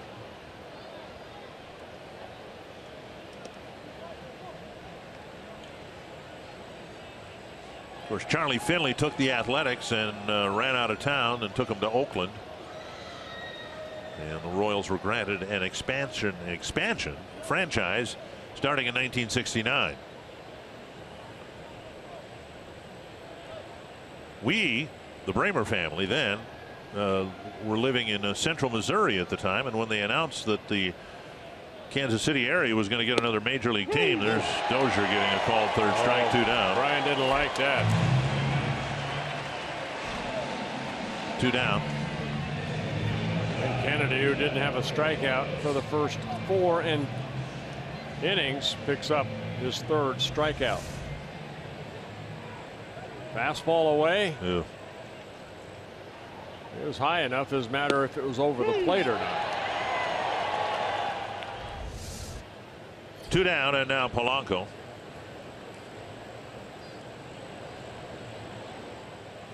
In central Missouri, the attitude was, oh yeah, big deal, kind of a yawn, because the Cardinals won the World Series in 1967 and went to the World Series again in 1968. This was very much Cardinal country all the way around Missouri. Oh. Polanco's hit by a pitch. He'll go to first. Yeah, the curveball right there ended up hitting Polanco in the back foot. See, 11 hits batsman for Kennedy this year. Polanco aboard with 2 down. That'll bring up Mauer. I'm guessing a lot of them are pitches like that, the big curveball. Mauer with a liner to center and a fly to center.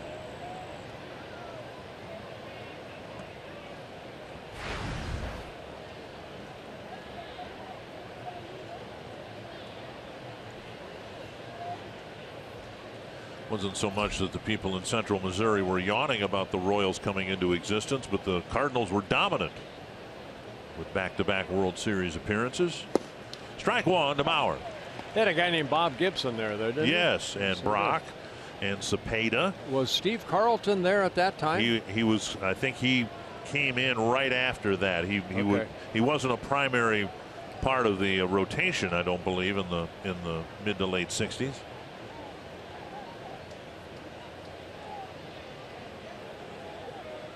Fouled away, and it's 2 strikes to Mauer.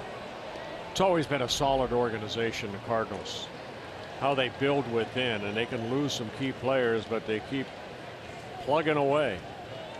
This year's been a little frustrating for them. They've had some injuries. But yet, here they are. It's been a frustrating year for them. They're 9 games above 500. Right. You know, they're not going to catch the Cubs, but that wild card, they just get the postseason. Royals know all about that. Bauer strikes out. The 6th inning ends with the Royals up 8-0.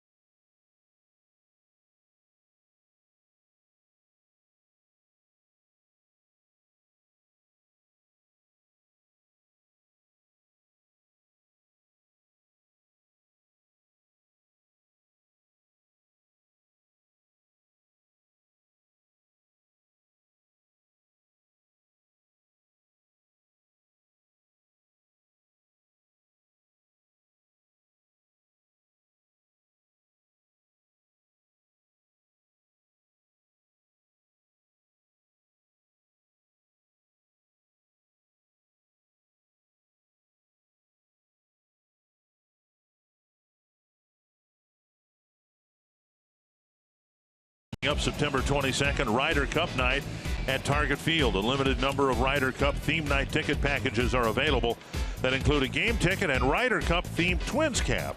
Learn more at twinsbaseball.com/Ryder Cup or call 800-33-TWINS. Mejia delivers strike one. So let's focus in on Mejia and see what he can do. Good with a breaking ball. Yeah, good hard slider right there. A left-hander, doesn't look like he's straight over the top, more 3/4. Good size, 6'3", about 240.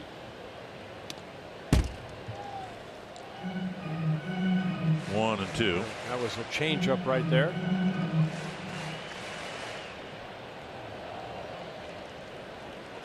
Twins traded Nunez, who went from a last place team to now a first place team in the National League West. Got a really interesting battle between those two fierce rivals, the Giants and Dodgers, for the division lead in the National League West. 2-2. Now 3-2.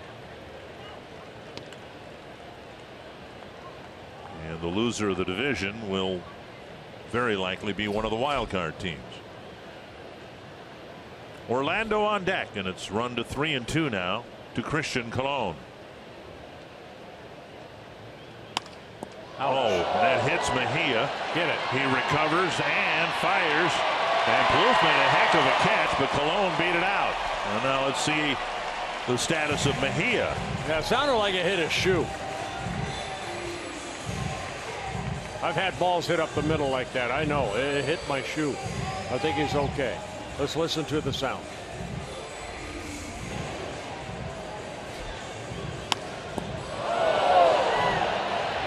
That was the sound I heard when the ball hit my glove in high school. It was kind of a dull thud. Tim Laudner could say that too. It's a nice little play by Plouffe. We'll see if the Twins challenge it here. Yeah, Paul's got his foot out on the field. 8-0, and they're going to take a look at it. As nice a recovery as it was for Mejia, that was a heck of a play by Plouffe when someone from about 45 feet away rifles a throw like that. There's very little time to react. Gives a good look right here. The pick by Yeah, he's Plouffe. out. Yep, he's out. Should be.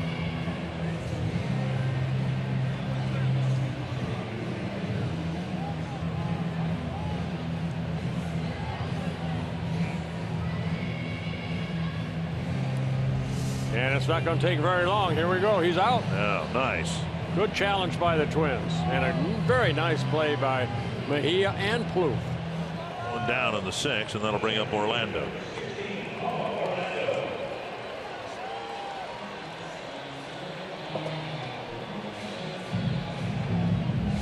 You can imagine the Twins, and I don't know this, but the Twins made the decision, I would guess, to bring up Mejia even before the play was resumed yesterday to get him here. And he was among the first in the clubhouse here this afternoon. A slider right there to get ahead. One strike. Out of the Dominican Republic, again, 23 years old.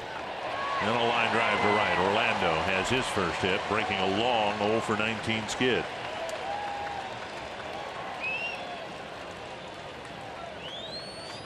Well, Mejia, as I mentioned, from the Dominican Republic, he was the free agent draft pick signed by the Giants in 2011. Turned 23 years old on June 20th. And in the minor leagues, some good numbers, 121 strikeouts and 125 innings. 42 wins in the minor leagues, 29 losses in 95 starts, 115 games. Outside, ball 1.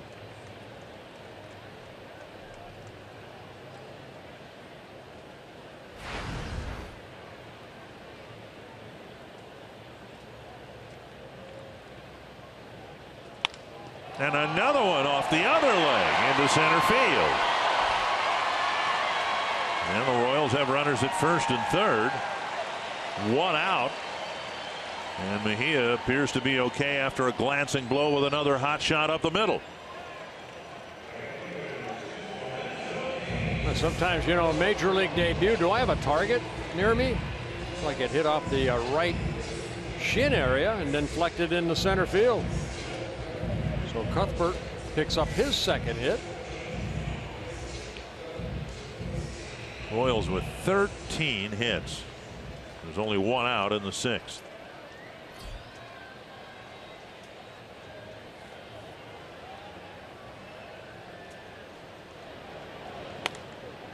They are 13 for 29.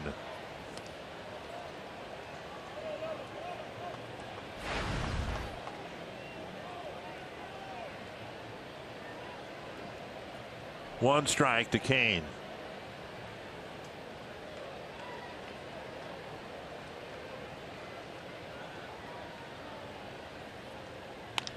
To center. Rosario back, tagging is Orlando. And it'll be a sacrifice fly for Lorenzo Cain. And Cain picking up his third run batted in. And with the score 9-0, let's go to Audra Martin. Well, Dick, you talked about the rally mantis a bit ago, and the thing is the Royals are taking this thing pretty seriously. It was one thing when they found the original, but it was the fact that they found a second one so quickly after the first one died that they knew it was a sign. And since the discovery of the original, the Royals have gone 11-2. Now, outfielder Billy Burns has become the designated mantis caregiver. He actually stayed up one night reading everything he needed to know about how to take care of one, and he comes to the park early to check on him. Now, he told me that they have a lifespan of about 6 month. So since Rally Mantis Jr. is quite a bit smaller than the original, he's hoping that he's also much younger. But he did say he's willing to take care of the young guy as long as he keeps bringing them luck, hopefully all the way up until October.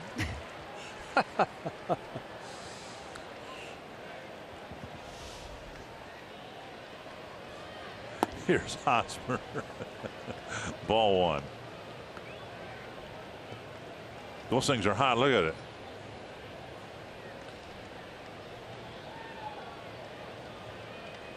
One and one. Said it before, whatever it takes. Look, Bernie Carbo walked through. Didn't he carry a monkey with him? I don't know. not a real monkey. It was just a toy monkey that he carried with him for good luck. Well, now the Angels have had the rally monkey going back to, I think, what, 2002 or maybe even a year or two before that. They won the World Series with it, and it's still around. Yeah. Twins get to postseason play again. The Homer Hankies will be around again, right? Whatever it takes for that positive thought.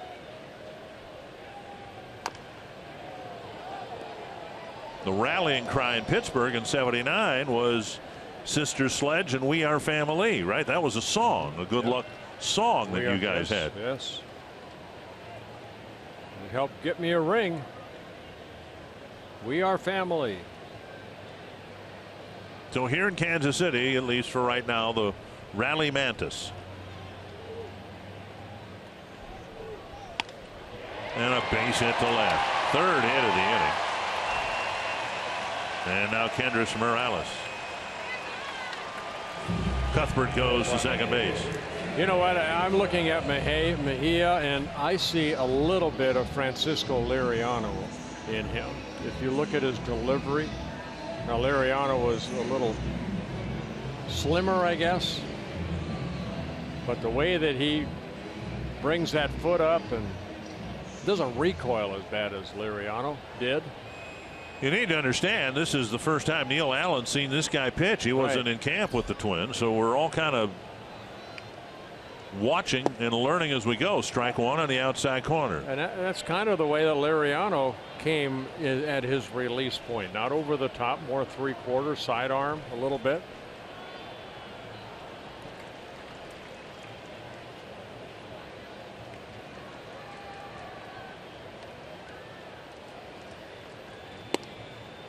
One and one.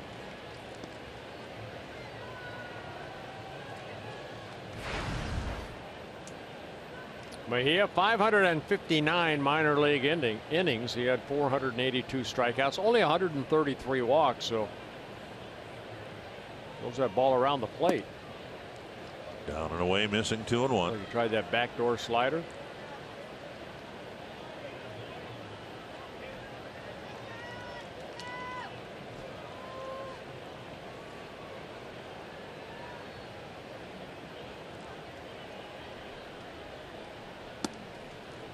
Changeup missing right there. 3 and 1. He may not show it, but I guarantee you his heart is pumping about 100 miles an hour, if not more. Making his major league debut, has to be nerves. And a fastball on the outside corner. We saw Liriano throw in the mid-90s in his heyday, and then the wipeout slider. We haven't seen either one of those components yet from Mejia. Right. But right there. Yeah. Fastball off the plate, and they're loaded up now with 2 down. Well, first walk for Mejia. Yeah, and he's a starting pitcher, and so Neil Allen will come to the mound here. They need to, they hope, get Mejia through this inning, then maybe another inning or 2 here. He's given up so far just the 1 run, but 3 hits. He's retired 3 batters, and now a walk fills the bases. Well, Neil Allen talking to him. Escobar right there to help out. Polanco. I don't know how his English is, and then we realize too Suzuki has not caught him before. Remembering that the night before the Twins couldn't get 4 innings from their starting pitcher, so I don't know that they'll be sending any sympathy cards to the Royals in their bullpen situation. Yeah, but they used 6 last night. Twins used 5. Now Perez with the bases loaded. Strike one. Took something off that breaking ball there.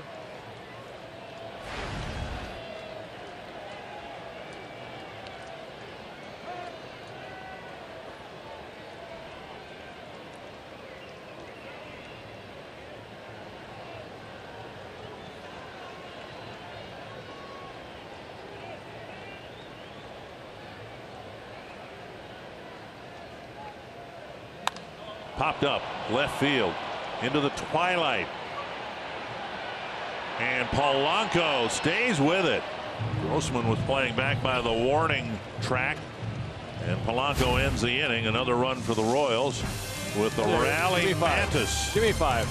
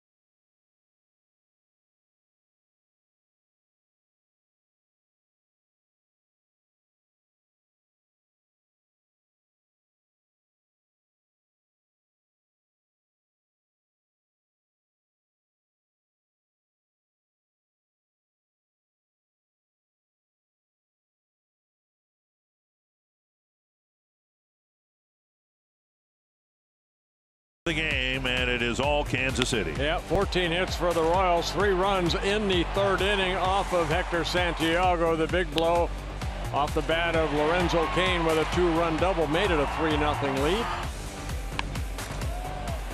And then in the 4th inning, it was Alex Gordon with a solo home run and made it 4-0. The 5th inning was the last inning for Santiago as they gave up 4 hits. Perez hitting a 2-run home run, and then Gordon, his 2nd home run of the ball game, followed Perez's 2-run homer. Then they added another run off of Mejia in the 6th. Trevor Plouffe will lead off the 7th against Ian Kennedy. There's strike one. Plouffe, Rosario, and Escobar. With Kennedy sailing through 6 innings, there have been 4 innings where he has faced just 3 batters. 1-1. 87 pitches right now, 57 strikes, so good strike to ball ratio. Almost 2-1. Popped up, coming back into the seats. Royals have scored in 4 straight innings. Well, and this is what you want your starter to do too. You know, I mean, we just showed you the graphic that a lot of relievers used last night. 14 in the 1st, then 13, 13, 12, 19 in the 5th, 14 last inning to get 3 outs. On the outside corner. And there's strikeout number 5. So he didn't have a strikeout in the first 4 innings. Now he's picked up 5 strikeouts in the last 2 of the 3rd innings. Brian Dozier didn't like the called 3rd strike on him. Plouffe didn't care for strike 3 called on him. Paul Molitor coming out of the dugout. And it looks like a couple inches off the plate. Fox Tracks brought to you by Carrier. And now Rosario, a single and a pop-up. And foul that got the ball boy alertly ducked out of the way. And Tom Bernansky right behind him. You don't want to get hit on your birthday, Mr. Bruno.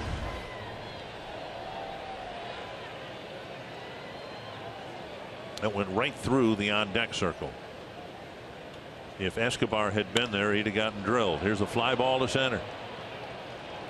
Easy play for Orlando, 2 down.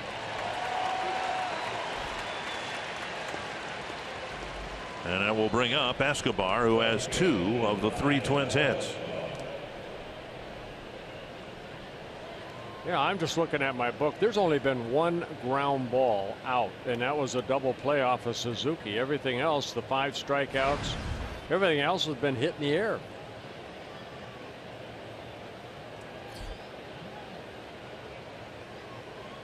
Escobar takes a strike. Escobar with 2 of the 3 hits, singles in his first 2 at-bats in the 2nd and the 5th.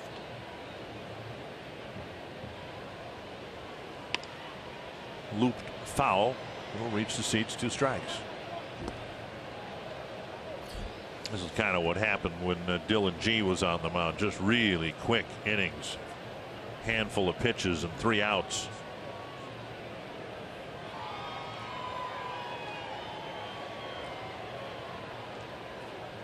Up and away, 1-2.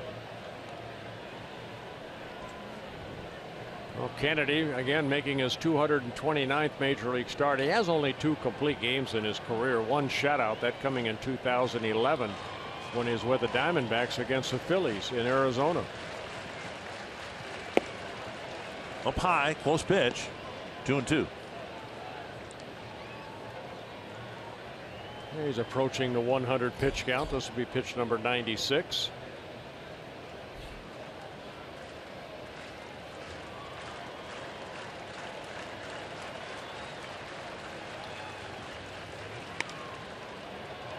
Pop up down the left field line. Gordon near the line.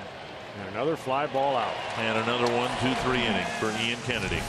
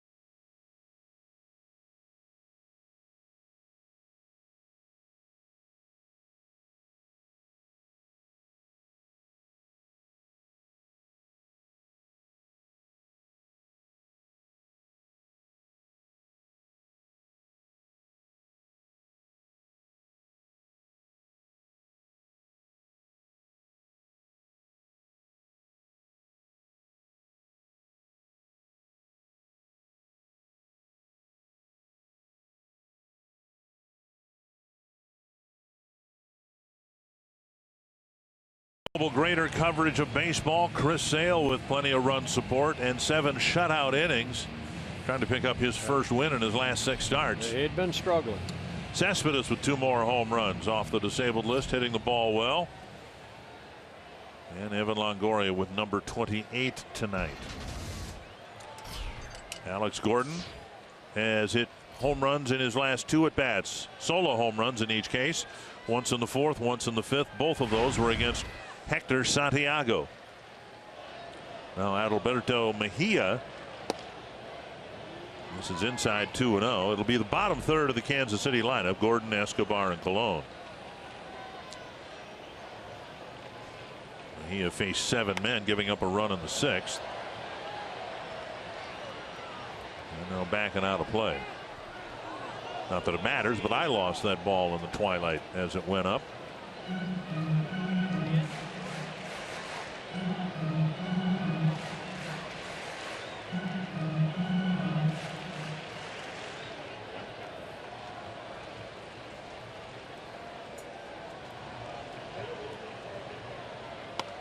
Roll just foul. 2-2.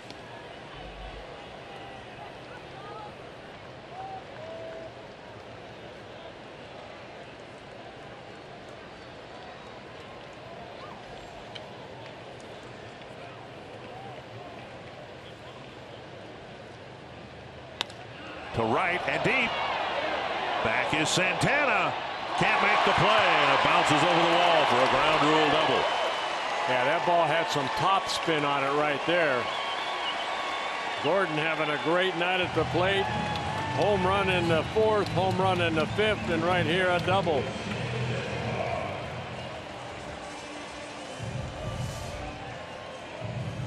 Again, the pitch just pretty much down Main Street. Now watch Santana out here. Goes after it hard. But the ball kind of sunk on him, got underneath him, and then bounced out for the ground rule double.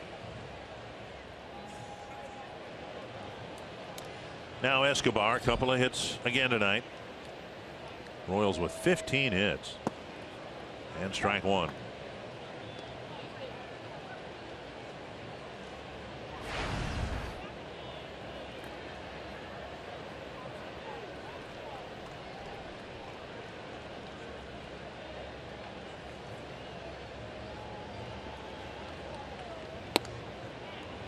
One and one.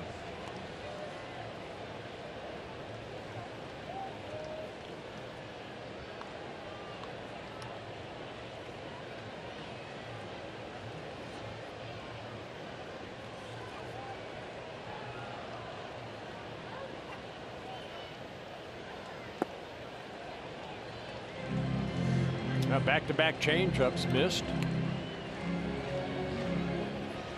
3 starts for Rochester after the Twins acquired him. The first one was pretty good. Second one wasn't very good. And Paul Molitor said the third start was somewhere in between.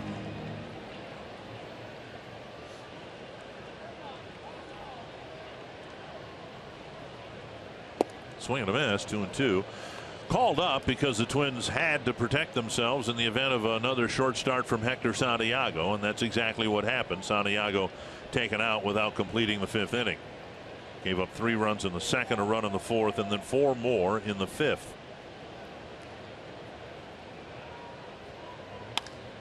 To right field, and that'll carry to Santana for the out. 1 away. Be curious what temptation there might be with Santiago really struggling with the Twins in 4 starts, and the Twins want to get a glimpse of Mejia, whether there would be any consideration given to switching the 2 roles in tonight's game. Well, you just don't know. Like you said, Santiago's not under contract for next year. Mejia's one of these kids like Jose Barrios. You know, you got to let them get out there, get their feet wet, and see what you have. Here is Colon. Colon hit a smash against Mejia's foot. Mejia made a nice recovery and fired a low throw to Plouffe, who made maybe even a nicer play catching the throw for the first out of the 6th inning.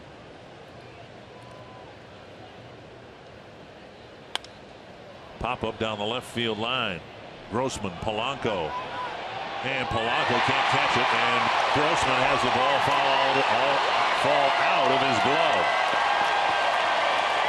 Polanco showed pretty good range, even getting in the vicinity of that ball. But now another run scores. We'll see if Grossman's charged with an error. Well, remember last inning he had to go a long way to catch that ball off of Perez for the final out, and here almost hitting the same spot. Polanco goes back, and then Grossman ended up, the ball fell out of his glove, got away from him. But Polanco. Now, they give him a double, but it should be a single and an error in my book. Another run for the Royals, and now it's 10-0. Colon picking up an RBI, just his 10th of the year with his 2nd hit, and another double. 1-0. You think that should be a double? That's a tough play. That's a tough play. You know, both guys are coming in. I mean, Grossman had the ball in his glove. Yeah, I give him a double. Now to center, and Rosario back a couple of steps. Out number 2.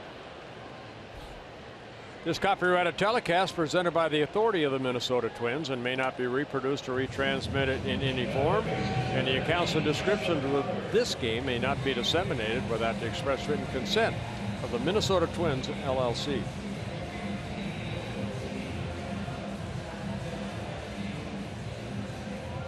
You know, even if Grossman had not been able to, if he kept that ball in the glove, does Colon, you know, doesn't score, I don't think. Or Colon stays at first. I don't think Gordon scores. And now Mejia makes the fielding play and flips to first. One more run for the Royals on another pair of extra base hits.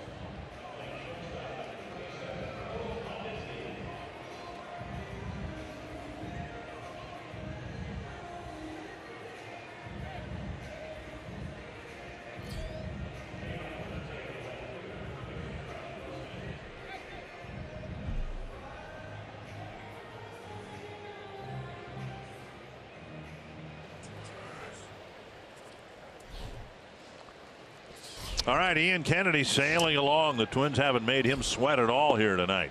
There's a belt high strike. One strike to Grossman. Suzuki and Santana will follow. Billy Burns is in left. Raul Mondesi is at short. Down and in, a ball, 1-1.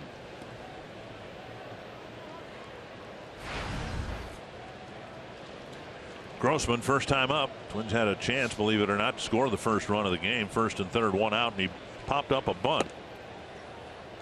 The Twins have had two base runners, just one hit, since their threat in the second inning. Now Kenny's given up only 3 singles.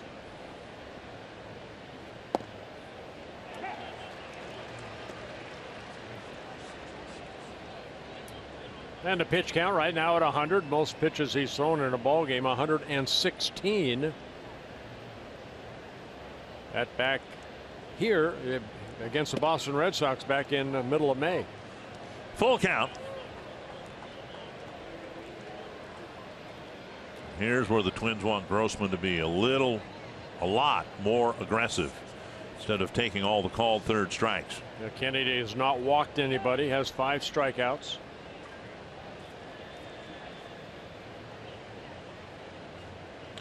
Grossman went down swinging in the 5th.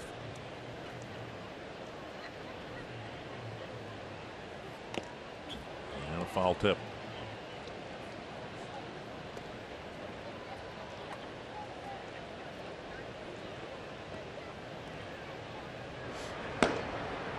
JT Chagua, losing pitcher in the ball game last night, might get the 8th inning.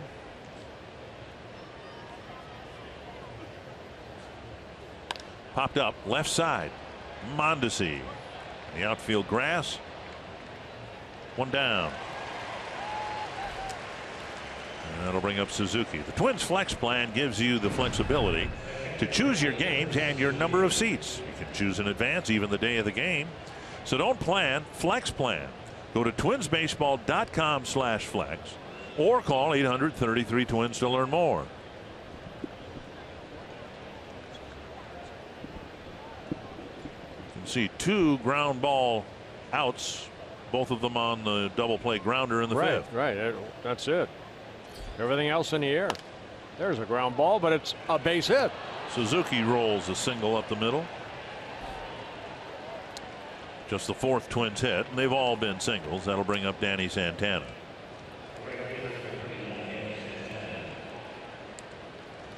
Santana with a liner to left and a swinging strikeout in the 6th. Some action in the bullpen. With Kennedy over 100 pitches. Brian Flynn warming up. Flynn, yeah.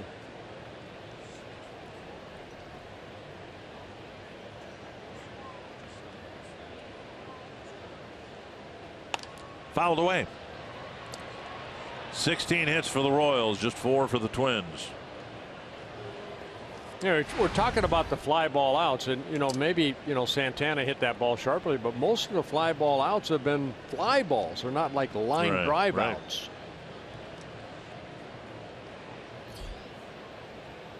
And Kennedy would not be the first fly ball pitcher to have some success here. Oh, I mentioned I love pitching here. I was a fly ball pitcher, but I think it's a pitcher's ballpark. Right.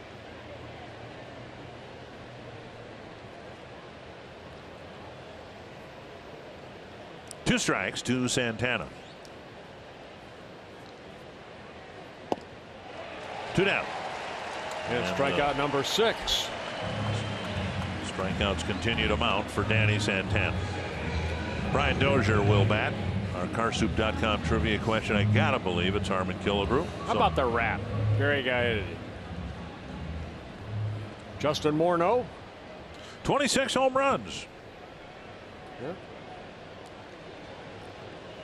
That road trip in his rookie season, he hit one 2/3 of the way up on the scoreboard in Milwaukee, and then we came here and he one-hopped it out of the ballpark onto the players' parking lot. Strike 1 to Dozier. Yeah, that was before they put what's out in left field and right field. Now they have done such a great job adding on to this ballpark. There used to be nothing out in left field and right field, just the fountains, nothing over them. 1-1. Look at that out there. Great place to watch a ball game.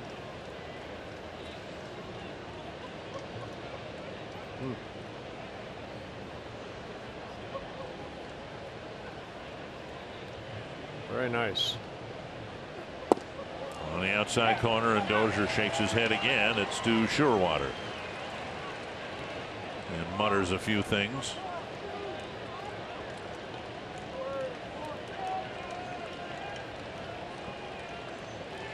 Almost, well, that ball's actually closer than the one that Plouffe was called out on.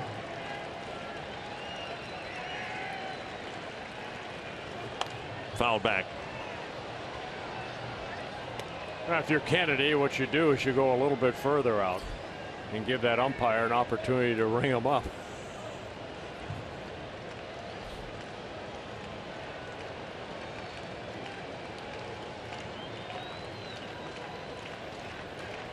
Twins have had one runner pass first base. Perez again will sit outside. And a drive to left. Deep to the gap. Gordon is not Gordon. Excuse me. It's Burns out there to haul it in for out number 3. Yeah, Burns and his speed made a nice catch. The Kansas City fans are surprised Dozier didn't hit it over the wall again.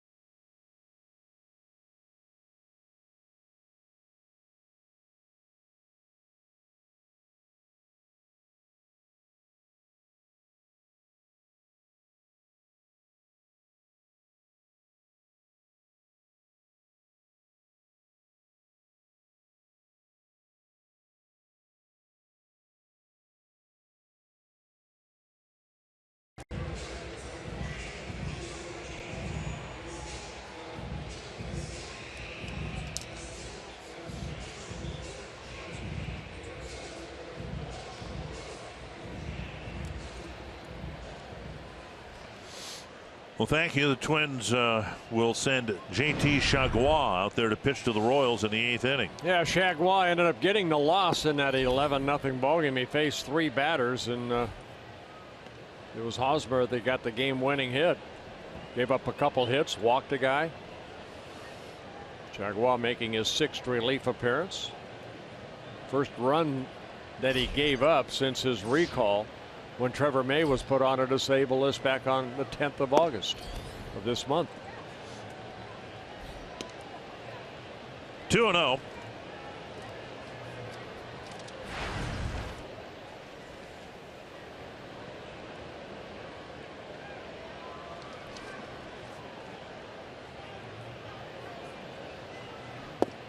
And a strike at the knees. As the Twins are looking for better command from Jose Barrios as a starting pitcher, that's exactly what they're looking for from Chargois. We have seen great movement and great velocity, and if he can harness that velocity and keep it in the strike zone. Picked off by Escobar, spins, low throw, and Plouffe can't make the play. Oh, Escobar with a nice pickoff, but then a low throw, and it should be an error on the third baseman. No. They gave him a base hit. Wow. Twins should have had an error, in my mind, in the 7th inning on the pop fly down the left field line, and now they give Kane a base hit here. I mean, a good throw gets him right here. Escobar kind of double pump, but tough little one to pick. But you see a good throw gets Kane. I don't know how they could give him a hit there. Home field advantage. Here's Hosmer.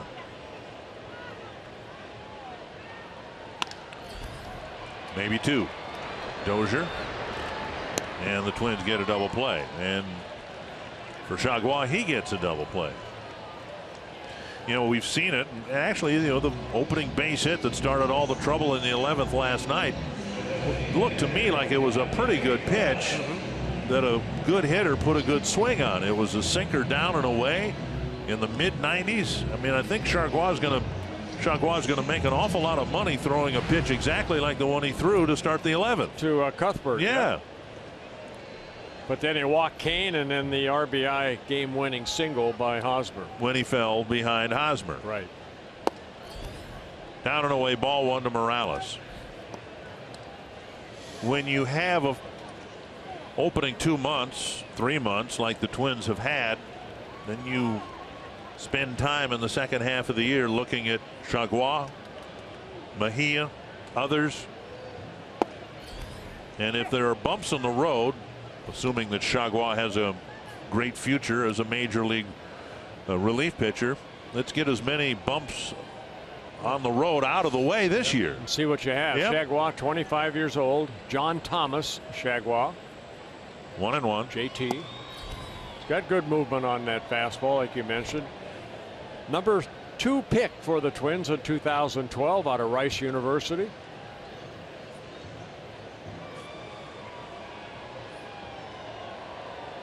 Two and 1.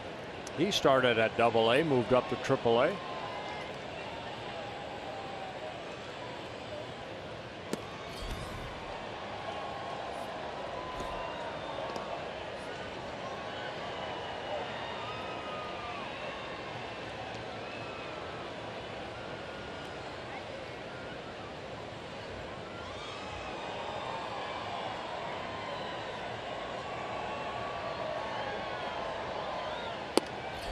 Now outside, and Morales takes a walk.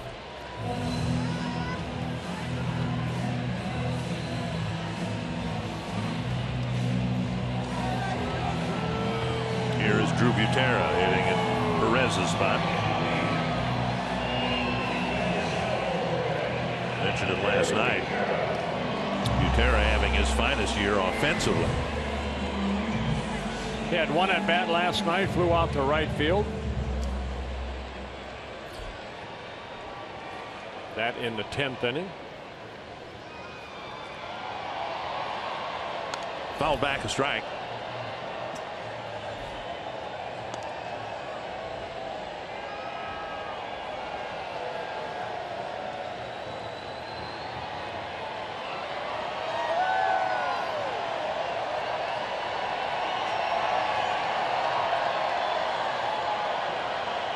Swing and a miss. A breaking ball. Yeah, good breaking ball right there.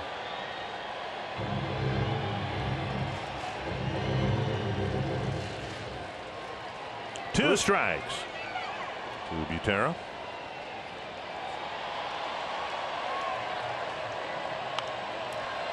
That's to the right field corner, chased by Santana. And a foul ball catch will end the inning. A scoreless eighth for JT Chargois.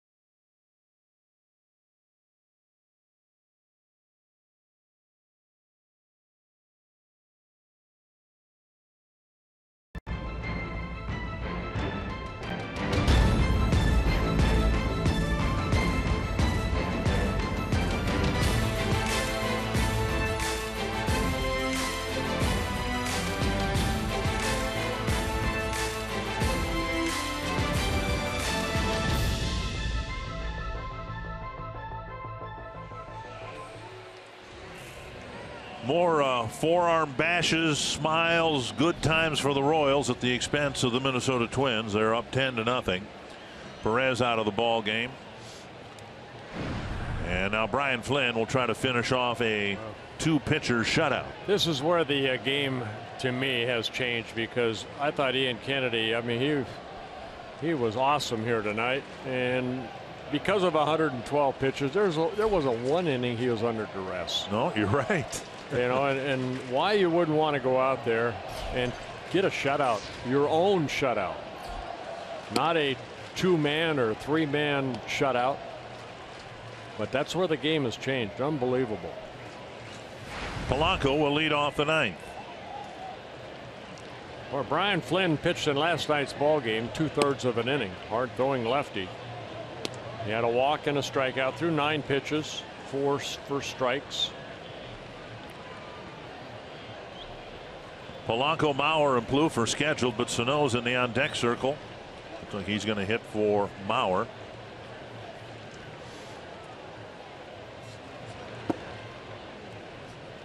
(3-0). Now, Flynn came in the 7th inning in yesterday's ball game, struck out Mauer, then walked Plouffe, and then got Kepler on a force out.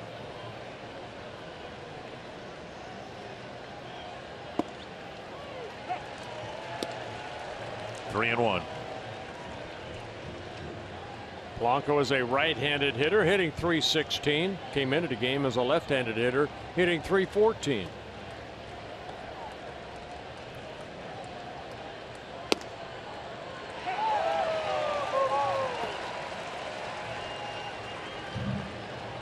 Polanco thought he had a walk. I think what we see is a home plate umpire, a call-up umpire, with a pretty generous strike zone.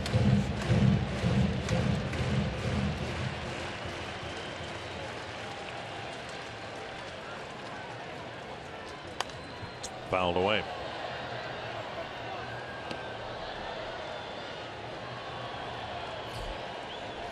Brian Flynn, 25 years old, started the season in AAA. Couple stints. He ended up coming up in early May, then sent back down, recalled on June 15th. Making his 23rd relief appearance. On the ground. Mondesi to Hosmer, one away.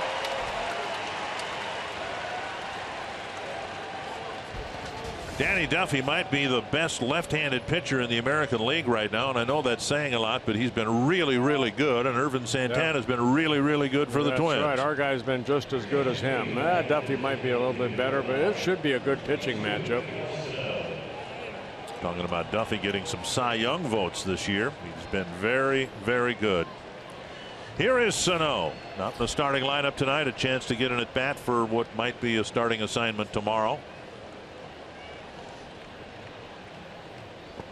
Down and away, ball one. Sano missed some time because of an elbow issue, and he has had difficulty making contact since.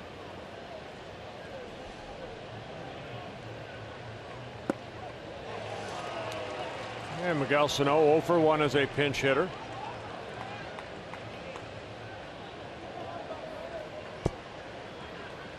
One and one.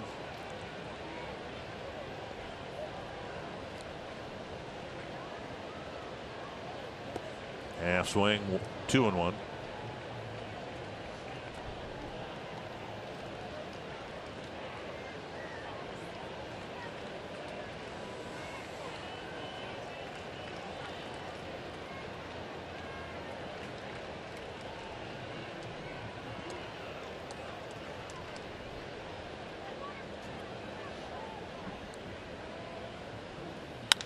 On the ground. Picked off by Cuthbert. 2 down.